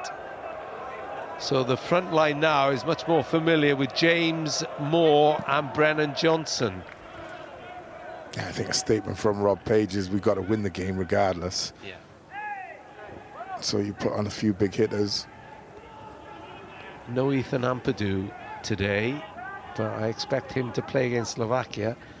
And I'd be surprised if he's not the captain against Slovakia.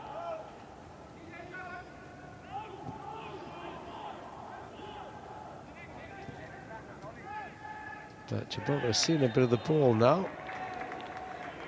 Free kick, they look really offended when they get fouled, don't they? Hang on, what are you doing?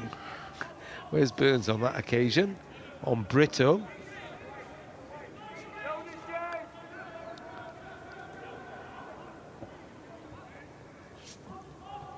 Free kick taken short.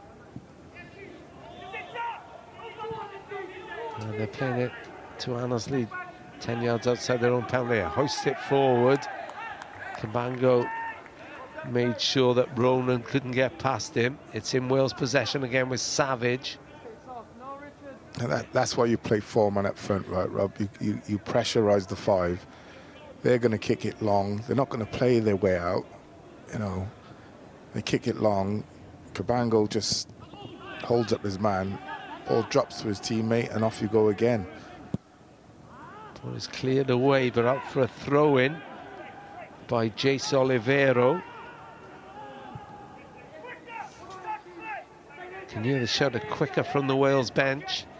This is James, red bandage, easily making him recognisable.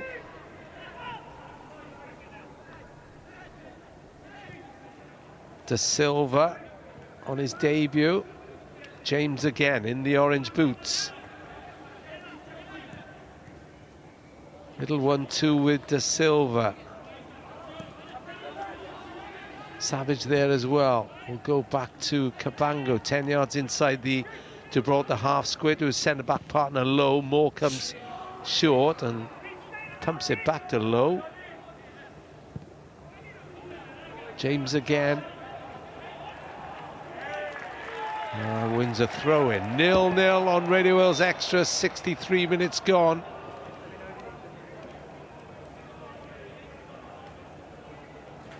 I'm not sure what happened there. It's well, I don't know what happened to No, Ethan Jolly then. just turned his ankle a little, or just trying to disrupt the rhythm of Wales. His day job is a shipping agent.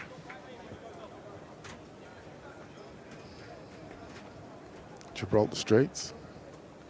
Yeah, not too far from Africa, are you, on Gibraltar? About 6-7 miles, is it? Used to be There's a the tunnel under to Used to be the South- joining, didn't it? There's a tunnel to Africa, isn't there? That's where it would have parted.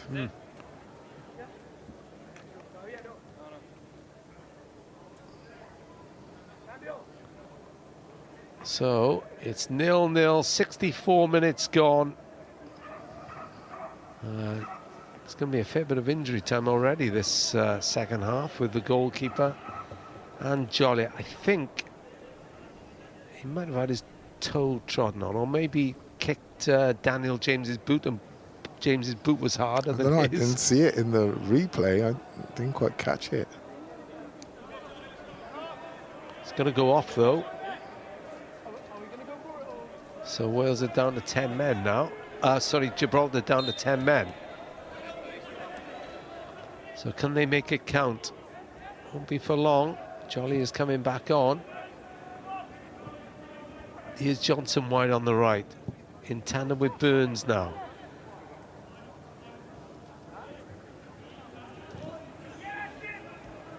Here's James again, crosses into the box more, tried to hold off his marker, bounced away from him. Lowe misses the challenge on halfway, but Burns is there. Typical wing-back, rushing back. I think he will be a wing-back now, won't he? He'll play in that right-back position now. Yeah, I mean, if you're Gibraltar, you just drop 10 yards deeper. You just play right on the edge of the 18-yard box for most of this game, because you want to stop the pace of Dan James and Brennan Johnson. You know how direct they are. Yeah. In behind, plus you've got an added striker. I mean, yeah, you'll be, concentrating on stopping the crosses, but play a lot deeper. That takes away a lot of problems. Moore and Cullen tried to combine. Moore loses it. And then Savage loses it. Unnecessarily, just dwelt on the ball then, did Charlie Savage. Races back to concede a throw-in on halfway. What do you make of Charlie Savage, Nathan? At international level? Well, he's 20, so... Yeah, I think he's done well against Gibraltar, the game we see him up at Wrexham, his debut. He's done okay today. But I think it's difficult to judge when you're up against this level of opposition, Rob. You have so much possession of the ball. Whenever he's in possession, he's clean, he's tidy. He can pick a pass. So I think he's potentially a very good player. But you need to see these players, like we see with Jordan James. Can they do it then up against the top opposition? Johnson again. 10 yards from the corner. Burns inside run into the penalty area. Drags it back. No yellow shirt there. Breaks to Savage. Savage's shot is blocked by Annesley. Out for a Wales corner. I'm going to say that's a classic dry ball problem where they've not watered the pitch. The ball comes out to Savage and he tries to put his laces through it and almost tops the ball.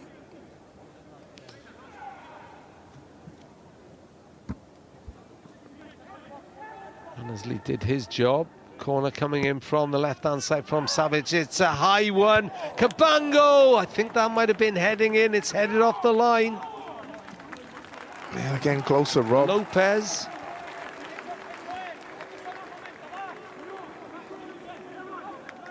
That's what Wales need to do, is just create pressure on the goal. Yeah, that was definitely going in, wasn't it? Another corner, though. Got real height there now with Kiefer Moore. Keeper gets a punch to it as well. James, under pressure, plays it back to De Silva on the edge of the centre circle. He floats it wide to Sheehan. Sheehan wins another corner. They're just turning it up a notch now. Cavalry have made a difference. Corner taken short. Johnson, Cullen, James now left-hand side. Flicks it into Cullen. Cullen taken out, but the man who took him out got the ball. Cian Ronan. That was a decent tackle, in fairness. Ronan took the ball. I think he might have just got caught on the follow-through. Had to get it right, didn't he? He did. Brilliant challenge, in fairness. It was a great challenge, and I don't think Cullen could do much about that. I think he just lands on his face Rolled there. onto Ronan's face, on his shoulder. El Hamidi is coming on for Gibraltar in place of Ethan Jolly. 0-0. Ayub El Hamidi.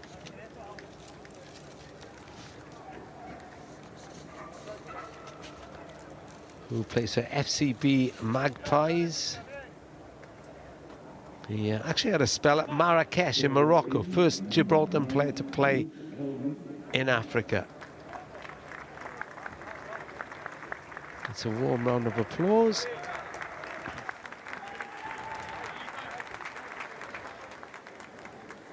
And El Hamidi is on, 23-year-old, 8th cap. Made a record 18 appearances for the Gibraltar under-21s.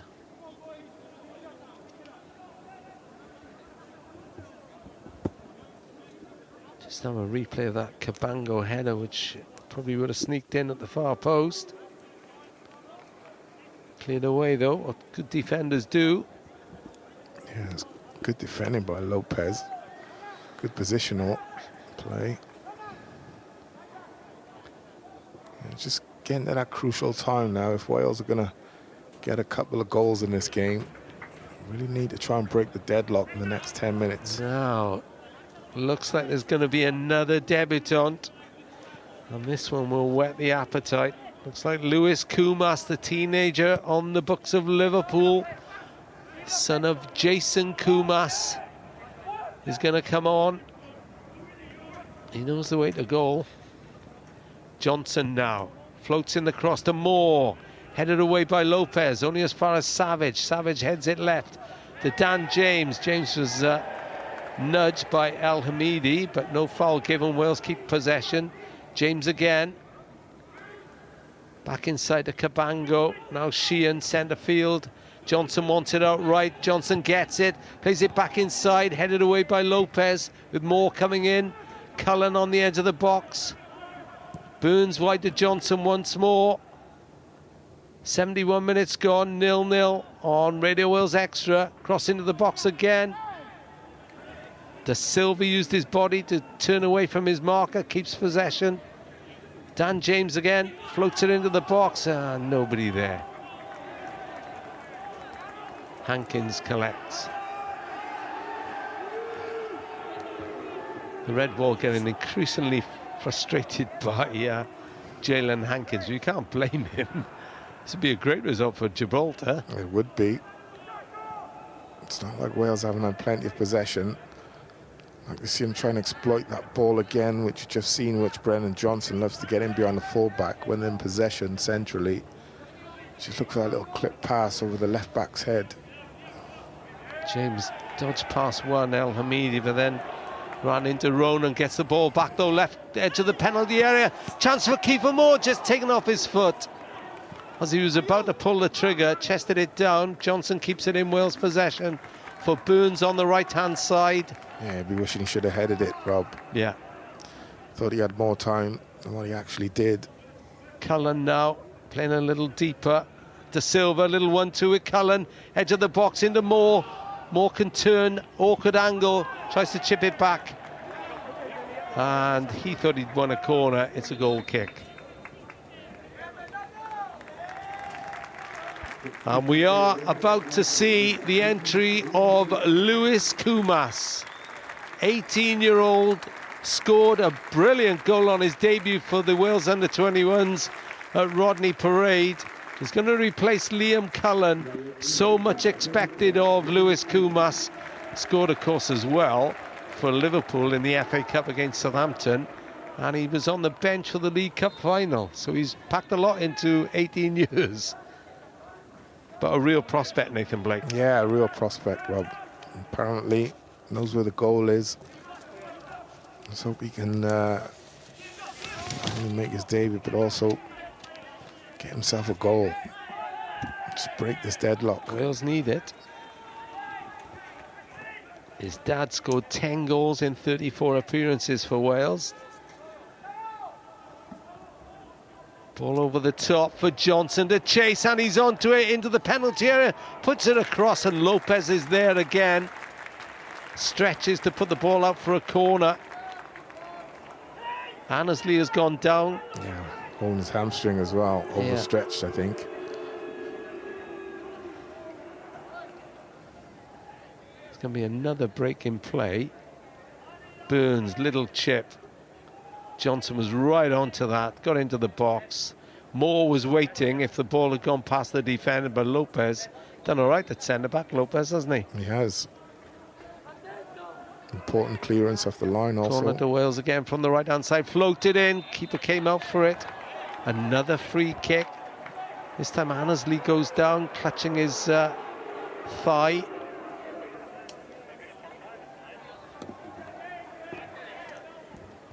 I think it's his hammy, Rob. Annesley, I think it's the second time he's gone down holding his hammy. Yeah, he was scrapping with Joe Lowe. Actually pulled his hair as well, didn't he, Joe Lowe? It's not right.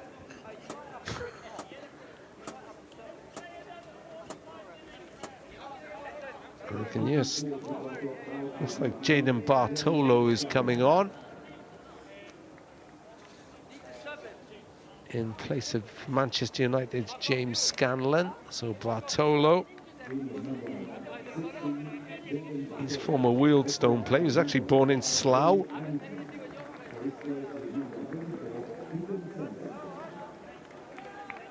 And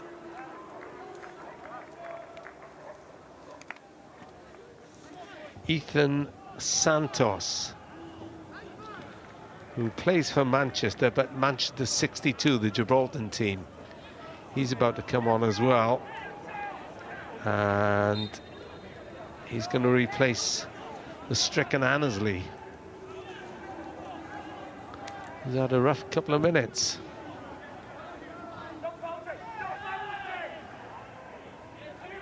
Don't foul him, Jay, is the shout to Jay De Silva. He didn't. He wins a throw-in from the Gibraltar clearance. Time running out for Wales, though. The clock is not in their favour now.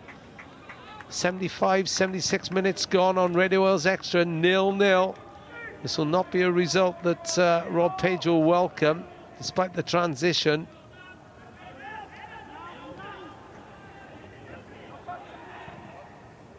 Chip down the line for James to chase. James is going to get there. And the first intervention by Ethan Santos is a timely one up for a corner.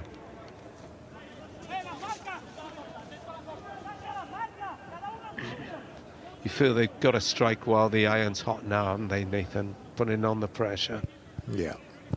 Sheehan with this corner almost scored from a corner early in the half. From the left-hand side, floats it in over everybody. Picked up by Savage. Savage curls in a left-footed cross. No Wales player near it. Plays it back in again.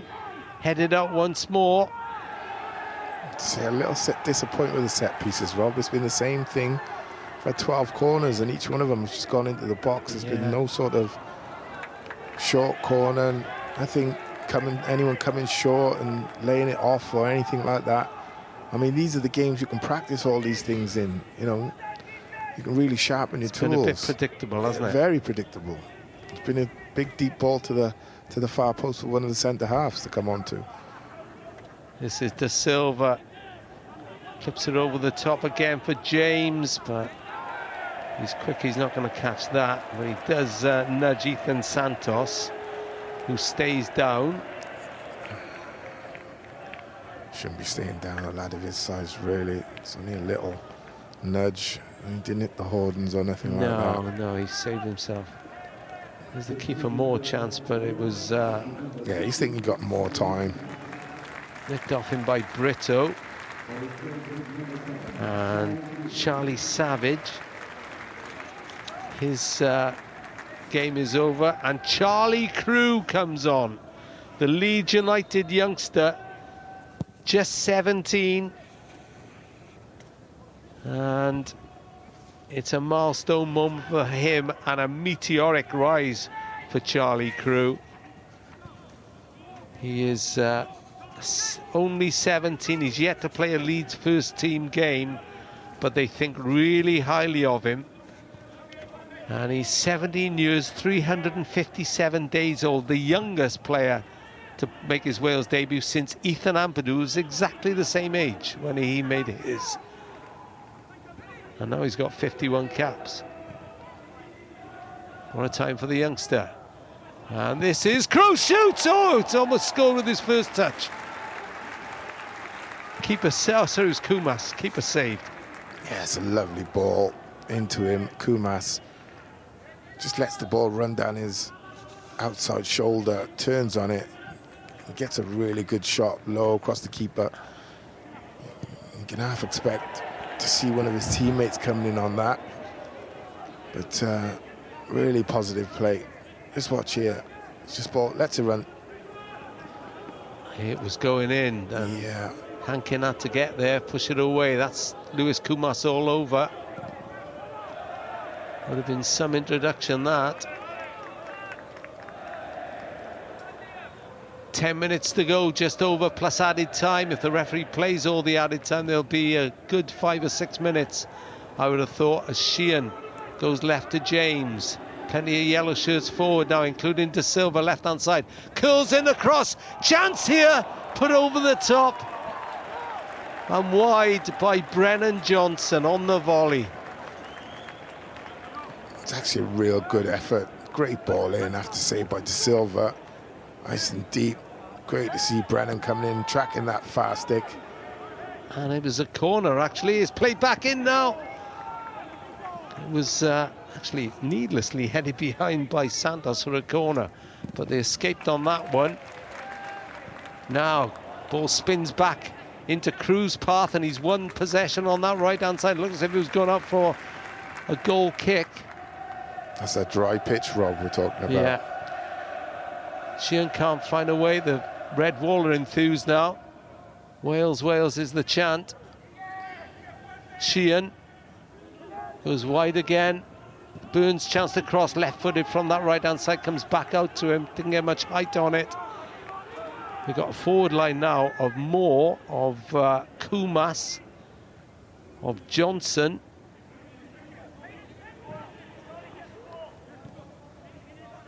Burns again. Tempting to just hit it in, looking for Kiefer Moore all the time, but they are trying to work it. Dan James, left side. Kumas bundled over, but he's won the ball back and he wins a corner. He's eager to impress his young Lewis Kumas.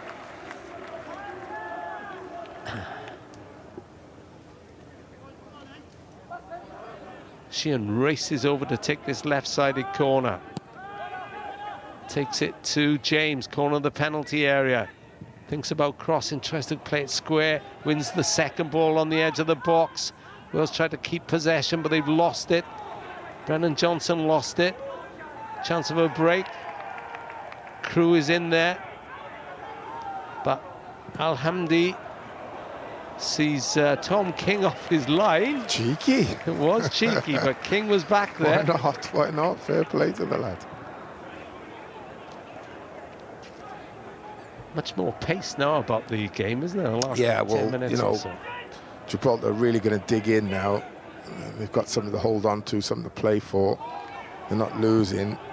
It'd be a massive result for them to go and get a 0-0 against Wales, ranked 20 in the world. So it's an added incentive for them. Charlie Crew, 17. He's at walking pace at the moment. He slides it up to Kumas. Kumas gives it back to Crew. I don't know who he was looking for then, Charlie Crew, but it wasn't a yellow shirt there, up for a goal kick. Yeah, he's trying that Marcus Rashford Cup final ball. Left to right. He's trying to cut across it. So it fades. But just too straight. Well, Wales have suffered some shock defeats in their time. Iceland in 1984, Moldova in 94, Albania in a friendly in 2018, Iran in Qatar, of course, Armenia last, a couple of years ago, and Leyton Orient on one occasion as well. But this would not rank with those if it's a draw, but it would certainly be a shock result for Gibraltar.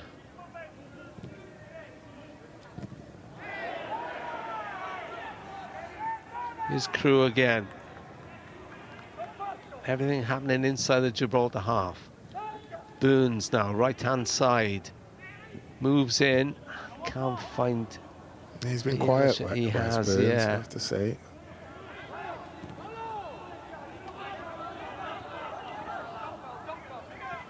Who's having to defend back and gives the free kick away for a foul on Evan De Haro.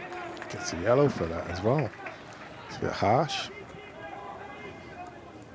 Yeah, another player booked. Not much happens to the yellows in friendlies though.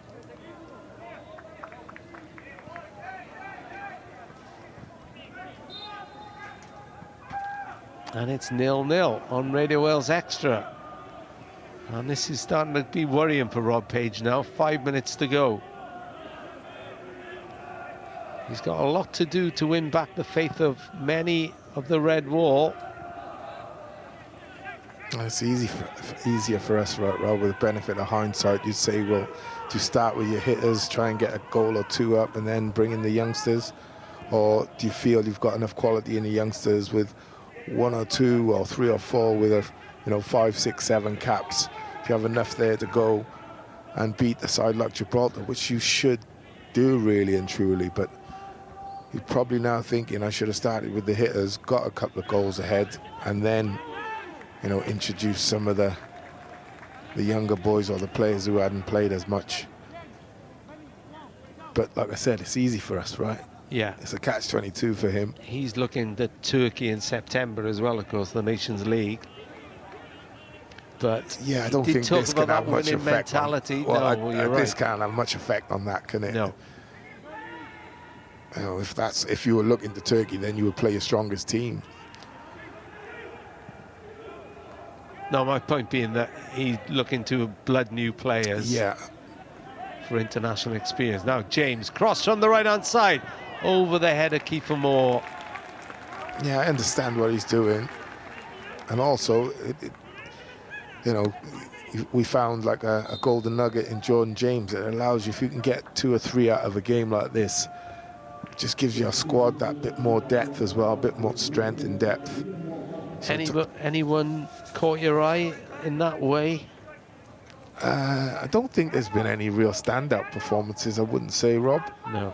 I'd say everyone's just been decent. No one's had a poor game. They've just had... It's just a workout, basically. Yeah. Liam Walker, the captain, 35. 79 caps now. Makes way for Joseph Cipollina, who's earning his 60th cap. He's a prison officer. He's looking to lock up this draw for Gibraltar. Here all week. Well, back Sunday anyway. It's terrible. Don't forget, Slovakia on Sunday. Kick-off 7:45. Here on BBC Radio Wales. Or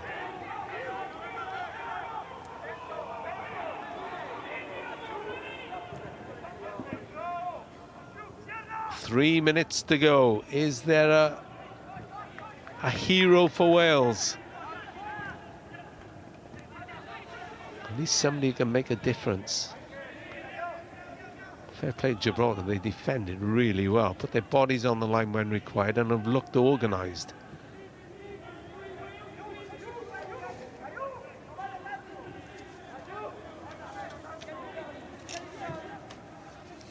It's a long way to go to watch a 0-0, Nathan. At least they got the sun, Rob. Well, they have, yeah. And it's a beautiful place, so some consolation. Here's Crew. Picks out Kumar, shoots right-footed. From distance, that one. But always going well wide. At least he's having a go, I'll say that for him. And they've lost their last 13 games, conceded 50 goals, haven't scored, and they're holding Wales to 0-0. And a draw will be a fantastic result for the team ranked 203rd in the world. sandwiched between Liechtenstein and Sri Lanka in the rankings.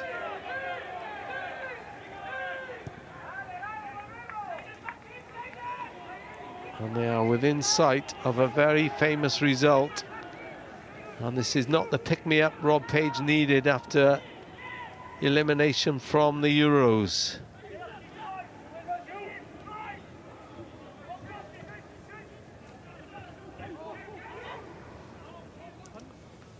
James curls it up towards Crew. Back here wasn't read by anybody. Ball is thrown in by a member of the Wales coaching staff, so they can start again, ticking down in the last minute of the 90. It looks like more suffering for Wales. Still continuing to pass it, they're not rushing it. Cabango, little touch by Crew, more fouled, and there are 7 minutes of added time, and Wales have a free kick which is about 8 to 10 yards from the Gibraltar penalty area. Yeah, Lopez just took up more, didn't he? Tried to proclaim his innocence, but he did.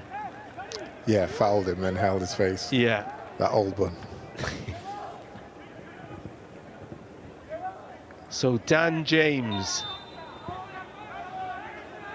Well, what an irony it would be if he could score from this. James hits it, kills it just over the top. The irony being, of course, he missed the penalty that against Poland that put Wales out of the Euros. Always going over, to be fair. Thoughts, Nathan Blake, with 6 minutes of added time to go? If I was writing a school report, Rob, I would say could do better. Simple as that. I think it's a difficult time of the season. There's a lot of disappointment because you don't go into the Euros. There's all these different factors. The only person, the man on the screen, he's the only one who you know, damned if you do, damned if you don't. I think they could have been better with the set pieces. I think they could have showed more imagination, especially they've had, what, 14 corners? Yeah, I think they could have sped up play a bit more one-touch, two-touch triangles. You know, I think they could have done a bit more also with the fullbacks, understanding the roles they're going to play. So, bit of work to do, but you know, I can understand from the, you know, perspective that, you know, the teams never played together before. Pitch, good condition, but very dry. So, like I said earlier, do you go with the, you know, the big hitters and get yourself ahead, or do you feel you have enough quality in the younger players and the ones who don't have as many caps to be able to go out and get a result? I would have thought you'd have enough in the, you know, the second string sort of thing to go out and get a result. It'll be an embarrassing draw, won't it? It is. So and that's the problem, right, Rob? No matter how it looked, how people don't see the game, we've watched it. We can't really say, yeah, we've been brilliant. Yeah, deserve to win, chances created, but you know, not created enough open chances for me. But on paper, you know, when you watch the news, it'll just be, it's a 0-0 draw. Yeah.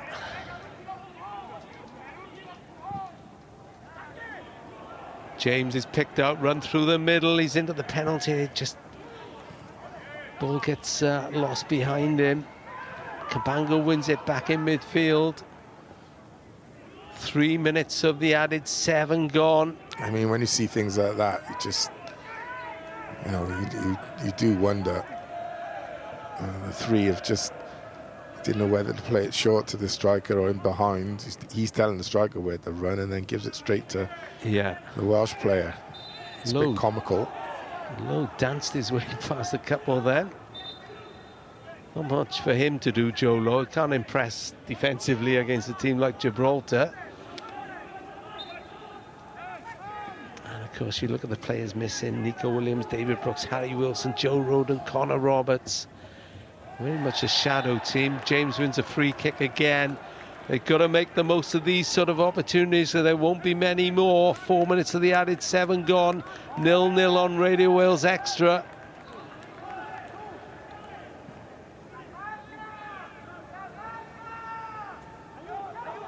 James's sandwich there as he tried to cut inside.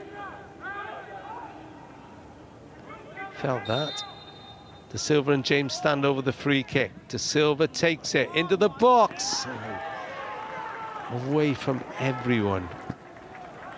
And Hankins, as is his wont, will not rush to get this ball back in play. That sums up Wales, really, doesn't it? The last ball into the box has been poor at set pieces. It's just no imagination, Rob. Yeah. It's just been the same thing throughout. A deep ball to the far post, hoping one of the big men come in and head it. You know, a bit of creativity, you know, in defeat, short. Like I said, against this level of opponent, you can do and try almost any idea you've got. So why not? Do something different.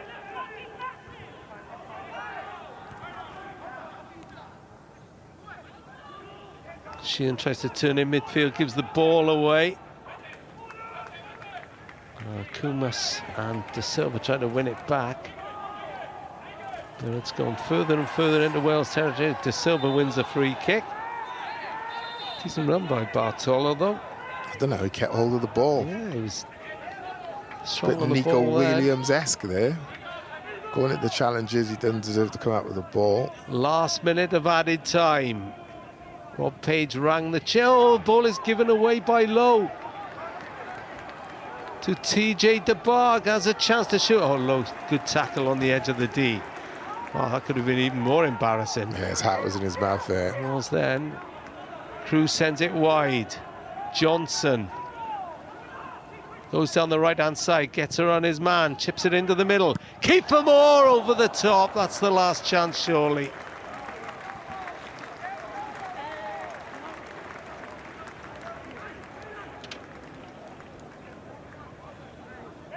Tried to Wooldy. And that has been rather the story of Wales's afternoon. Hoisted over the top on the volley. And there's only seconds left now. Great athleticism, if nothing else, Rob. And they might have one more chance. That clearance has been put out into touch. Taken quickly for Kiefer Moore down the left-hand side. Surrounded by red shirts. Tries to cross into the box. Is anyone coming in on the far side? It's Wes Burns. Burns picks it up. It's got to go in the box now, surely. Tries to go on his right. Pulls it back for Kumas to play in the middle. Headed out. Gibraltar have successfully sorted that. Referee looks at his watch. Seconds left now. 0-0 in Portugal against Gibraltar. White to James, left-hand side. Cross into the middle, looking for Moore. Doesn't find Moore. Easily headed away. Cleared away a second time in midfield. Cabango has to make this his. Doesn't. Ball over the top. Tom King is out of his area. Header with Joe Lowe. Lowe loses it. Wales get people back through Cabango. Referee looks at his watch again. He's continuing to play. And that is the final whistle. And if Wales were looking for a pick-me-up after their Euro 2024 exit, it hasn't happened here. They have slumped to an embarrassing draw. They have slipped up on the rock-cold Gibraltar, a team 174 places behind them. It was a timid Wales performance. Yes, there were new caps. Yes, it was a totally changed side. But this will only add to the woes of Rob Page, the red wall. Many of them still need convincing about the manager. Well, this will not have helped at all, and there is no antidote in the friendly here to the fact that Wales will not be going to Germany. In fact, it's one of the most embarrassing results in their history. It wasn't a defeat, but it was a tame draw, and it's finished in Portugal. Gibraltar 0, Wales 0. Well, the look on the faces of the Wales fans sat in the stands there says it all. What just happened there? Goalless against Gibraltar, who've conceded 50 goals in 13 losing games, but conceded none against Wales this evening. They have ended the worst losing run in world football against Wales, and look at their celebrations. Absolutely delighted to have got that goalless draw against Wales this evening. It's the first time they've avoided defeat since beating Andorra in November 2022.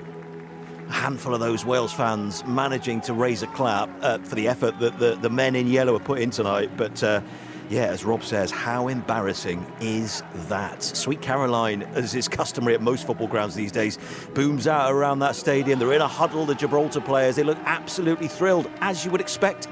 Nathan Blake, credit to them for getting that draw and, losing every match up to this point. They're going to celebrate tonight, but for Wales, where does that go down in terms of results in their all-time history? One of the worst, the worst? Well, it's extremely disappointing, Ian. Like I said earlier, the teams that they're used to, picking up points against, like your San Marinos, your Liechtensteins, your Andorras. I think the highest team they've ever got a point off is Bulgaria, but as you've seen the way they celebrated, it was like a win for them. Wales top 20 in the world.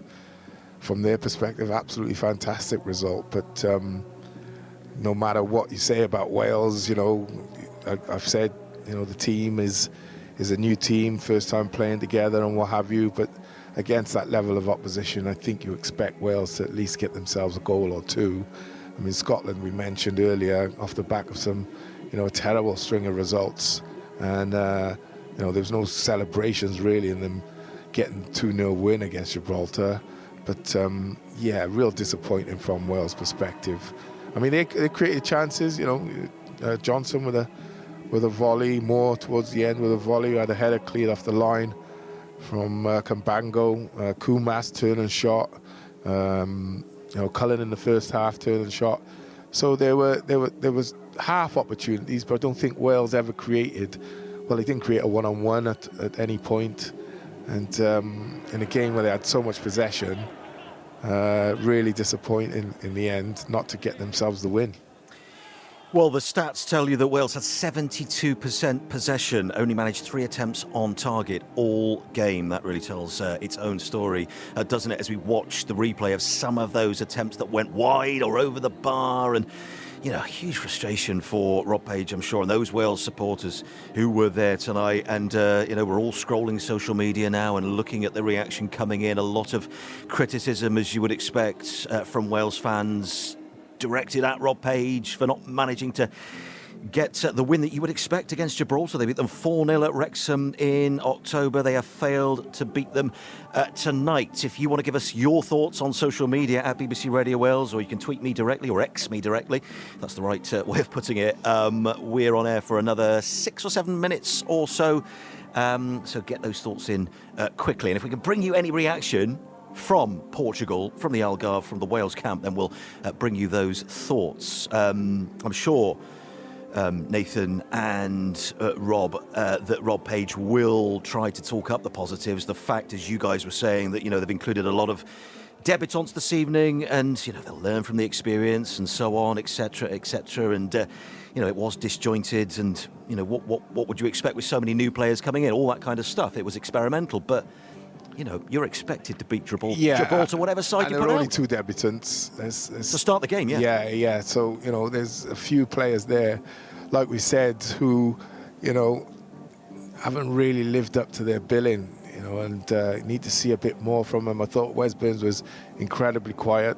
Might be a bit of fatigue from the season he's had. I think that's something you have to take into account as well. The amount of games that some of our players have played, 45, 47, 38, 39. It's been a long old slog for many of the players, and some have come off well and, got through to the playoff finals and gone on to win. Others have been not so fortunate. So, you know, there's a lot to go into what's gone on. But like I said earlier, at the end of the day, you're up against Gibraltar, and people expect you to win that game. It's as simple as that. And if you don't expect to beat Gibraltar, then you may as well pack up and go home, really.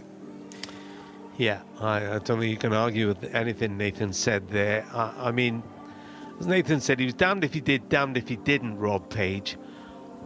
But he's often talked about, yes, I can play youngsters, I want to blood them, we'll get the benefits in the future, as in Jordan James. But I need to keep that winning mentality, I mean, in 90 minutes, Wales are now unbeaten in 9, which is the longest run he's had. But of course, the exit from Euro 2024 and the manner of this as well. I mean, to be honest, they could still be there at midnight and they probably wouldn't have scored, even with the cavalry. Well, Rob, they had 14, 15 corners and they'd done the same thing. They hit the post off one, a couple of headers at the far post, missed time, but it was the same thing again and again and again. I think from a coaching perspective, you're expecting, new blood, lots of legs. You're expecting something a bit different, a bit off the cuff maybe. Or some, set plays that you've done, and I don't mean corner set plays, I mean in general play. You ball into Ruben, it's going to go here, it's going to go there. Rabi, you're going to run here. Wes Burns, you're going to go there. It just seemed to be, go out, we'll play, and we expect to beat this team. And it just never materialised. Josh Sheehan, the captain tonight, is being interviewed at the moment. We'll try and bring you that interview before we leave you. But let's just bring in Ewan Roberts in the meantime, the former Wales striker who's been with Radio Cymru this evening. And I noticed you said on Radio Cymru, just looking at the live page, obviously, where they put up your main thoughts, that no one really, in your view, none of the new players that we saw tonight really, or maybe some of those who haven't played much, really put their hand up and said, look, pick me again. I deserve to be a regular part of the starting lineup. And this was the opportunity for them to sort of play themselves into Robert's sort of thoughts for the games in September. The first one against Turkey. I thought Kumas looked lively when he came on. He showed a couple of bright sparks with some good touches. He was unlucky with the left-footed shot when he turned the defender really well. I thought Jay De Silva stuck to his task on that left-hand side, up and down that pitch. But no, not too many others. I mean, I'm not going to go over the top. It's an hour and a half of our lives we won't get back. Even with the 44 caps between the starting 11, just the one goal, I still thought we had more than enough to beat a side who'd lost their last 13 games, and you could just see by their reaction at the end, the whole squad, they were buzzing with the draw.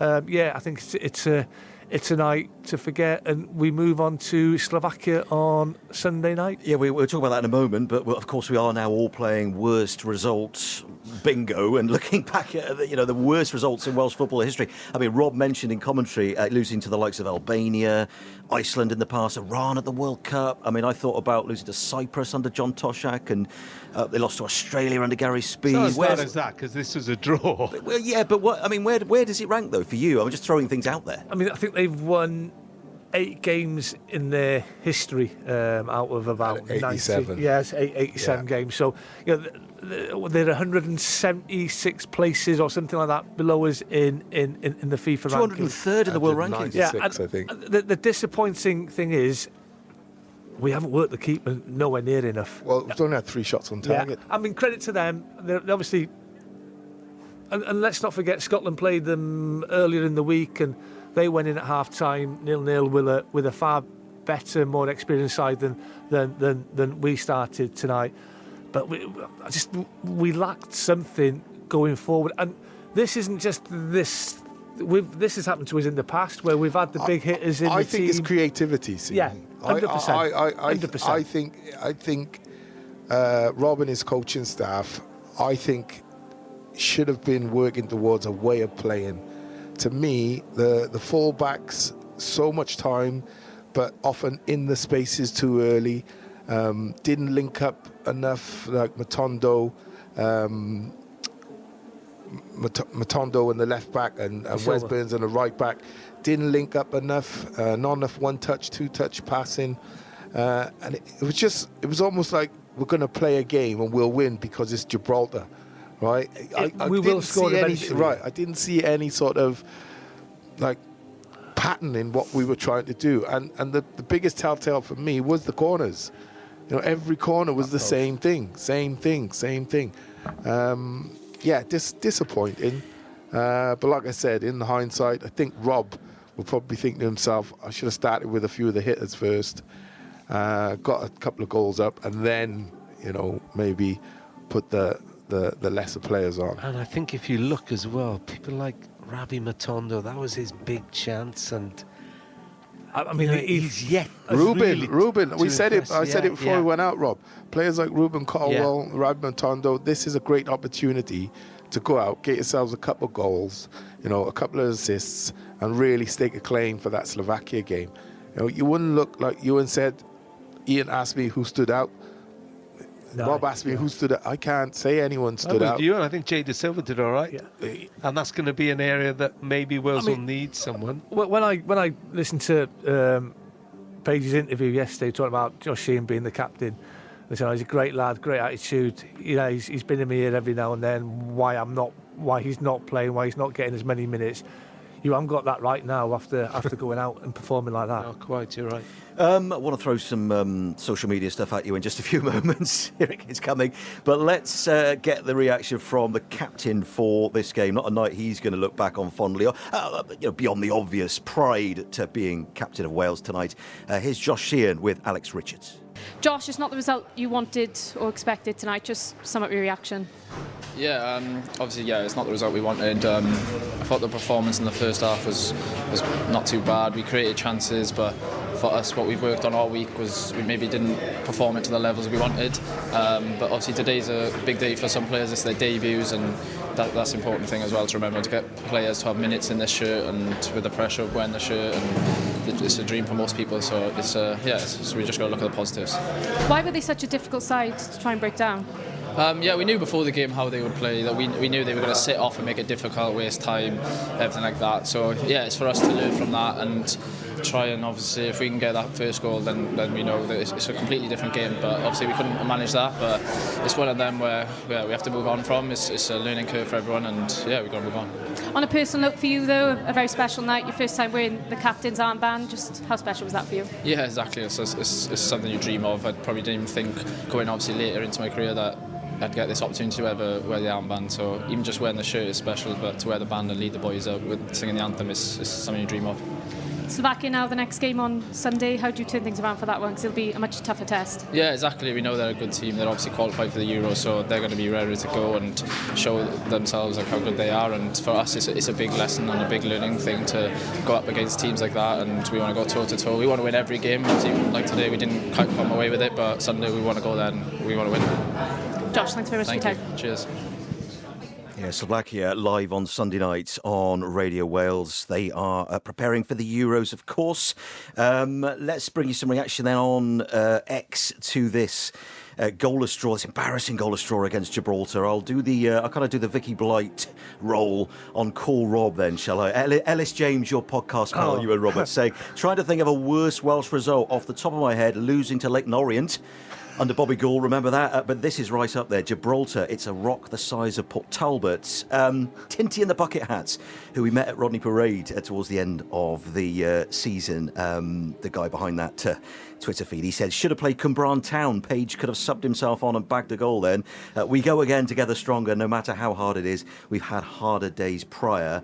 This perhaps one of the most stinging ones, though, from James, a Swansea City fan. He says, Page and Noel Mooney, absolutely have to go. The football is dire, and the FAW's inability to make the big decision to change the manager after the Euro qualifiers is shocking.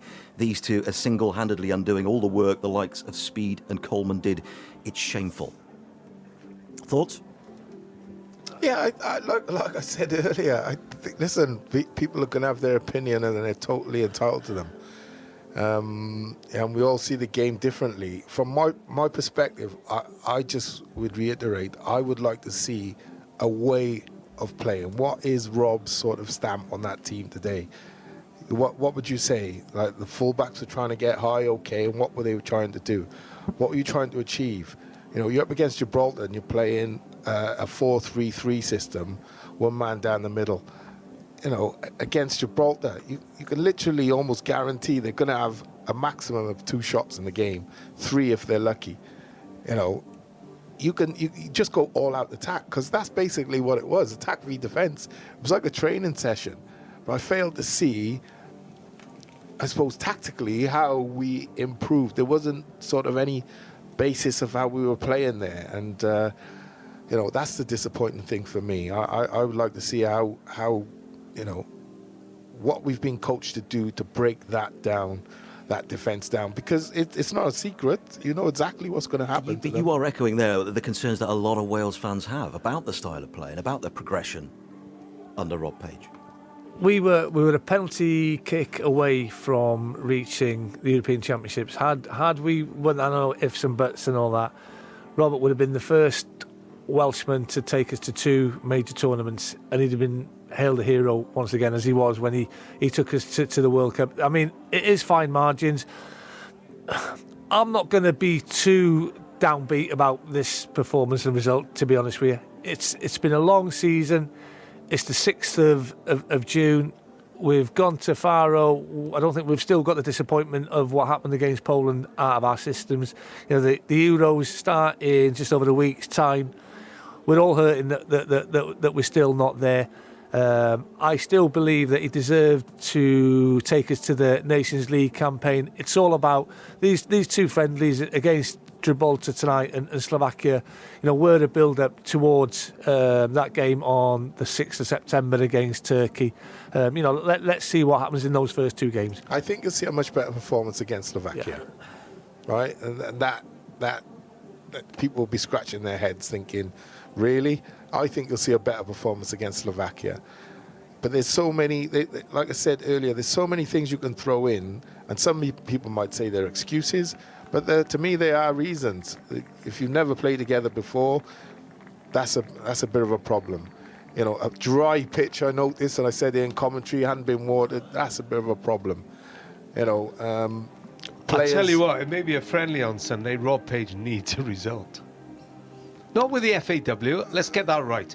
They backed him the day after Poland. Yeah, but he is not going to lose his job over this. It doesn't matter what the fans say, does it? No. You know, but I think he will feel he needs a result on Sunday. Well, you just said they embarrassed by this as well. Yeah, but you just said they've gone 9 unbeaten. That's the longest ever. So does he feel he has to have That's what I mean by that. Do you see what I mean? I understand that. Yeah, we haven't lost a game in 90 minutes. Yeah. Got to keep the fans with you, though, haven't you? That's the point, isn't it? You lose it if you lose. Well, they are.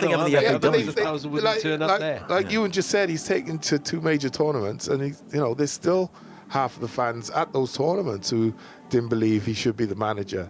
So, like I said, he's damned if he does, damned if he doesn't. I would just like to see improvement on how we move the ball today, how quickly we move the ball, what kind of patterns we were going to create. You know, the late run, Brennan Johnson down the right cross, I would like to see that a bit more. You know, I felt like we said, Matondo in the first half didn't really show enough. Wes Burns didn't show enough, very quiet. So, you know, you look at it and say, well, it's at the end of the season, a really long, difficult season for some of the lads. Some might say, oh, that's an excuse, Blakes. But it is a reason. We've been there, right? It's difficult going these places late on or end of the season when, you know, you're totally fatigued and having to beat a team that is set up to defend with 11 men. And credit to them. They came with a tactic. They know the limitations. They do it every game, right? They sit in that low block of 5-4-1. And Blakey said it earlier, it was like a training session, and we've done it so many times, attack, lead, defence.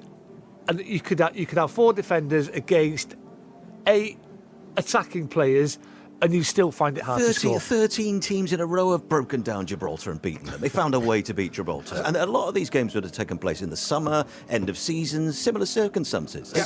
Managed to beat them. But like I said, on one hand, you can say you're making excuses, Nath, Ewan. On the other hand, you can say, well, I can understand what's going on. If you're Rob, it doesn't matter, does it? Well, Rob has got to keep his focus on what he's trying to achieve, and that's win games for Wales. He knows they're going to have to improve upon that today. He's not going to stand there, I doubt, and say, "Oh, it's a good result. Oh, we've done well. We learned a lot."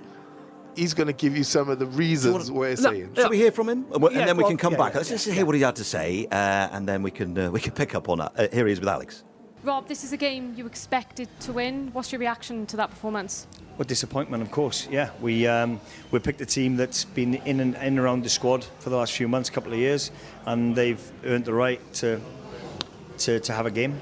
And we knew exactly how we would be. I was here watching Scotland the other day. It took Scotland an hour to get the first opportunity or the first goal. And they were hard to break down, and we couldn't move the ball quick enough side to side to find those little pockets to get in and hurt them. So we're disappointed, but we'll move forward. Yeah, you had a lot of chances in that game tonight. Given the quality of the players in this squad, how frustrated are you that you couldn't break down that Gibraltar side? Well, of course we are. Of course, really frustrated. Like I said, I saw Scotland play in the week, and it took them an hour. We've given young Lewis an opportunity to come on, and I think he's shown some promise, absolutely, and his work rate without the ball was tremendous. We've given a few new caps, and it's been an opportunity for them to have a game for us and for us as staff to have a look at them. Do you look now at that game though and feel that maybe you should have included some of the more experienced players to help the newer caps? We've had 7 injuries. We've had 7 players that started against Poland pull out through injury. So that plays a part in it, of course. But it gives others an opportunity to step up. Some will come away with some credit and look at it and go, well, young Lewis coming on and creating that opportunity, and then his work rate without the ball, like I said, and was very, very good. So struggling to take positives right now, but we picked the team for that reason, to just give them minutes.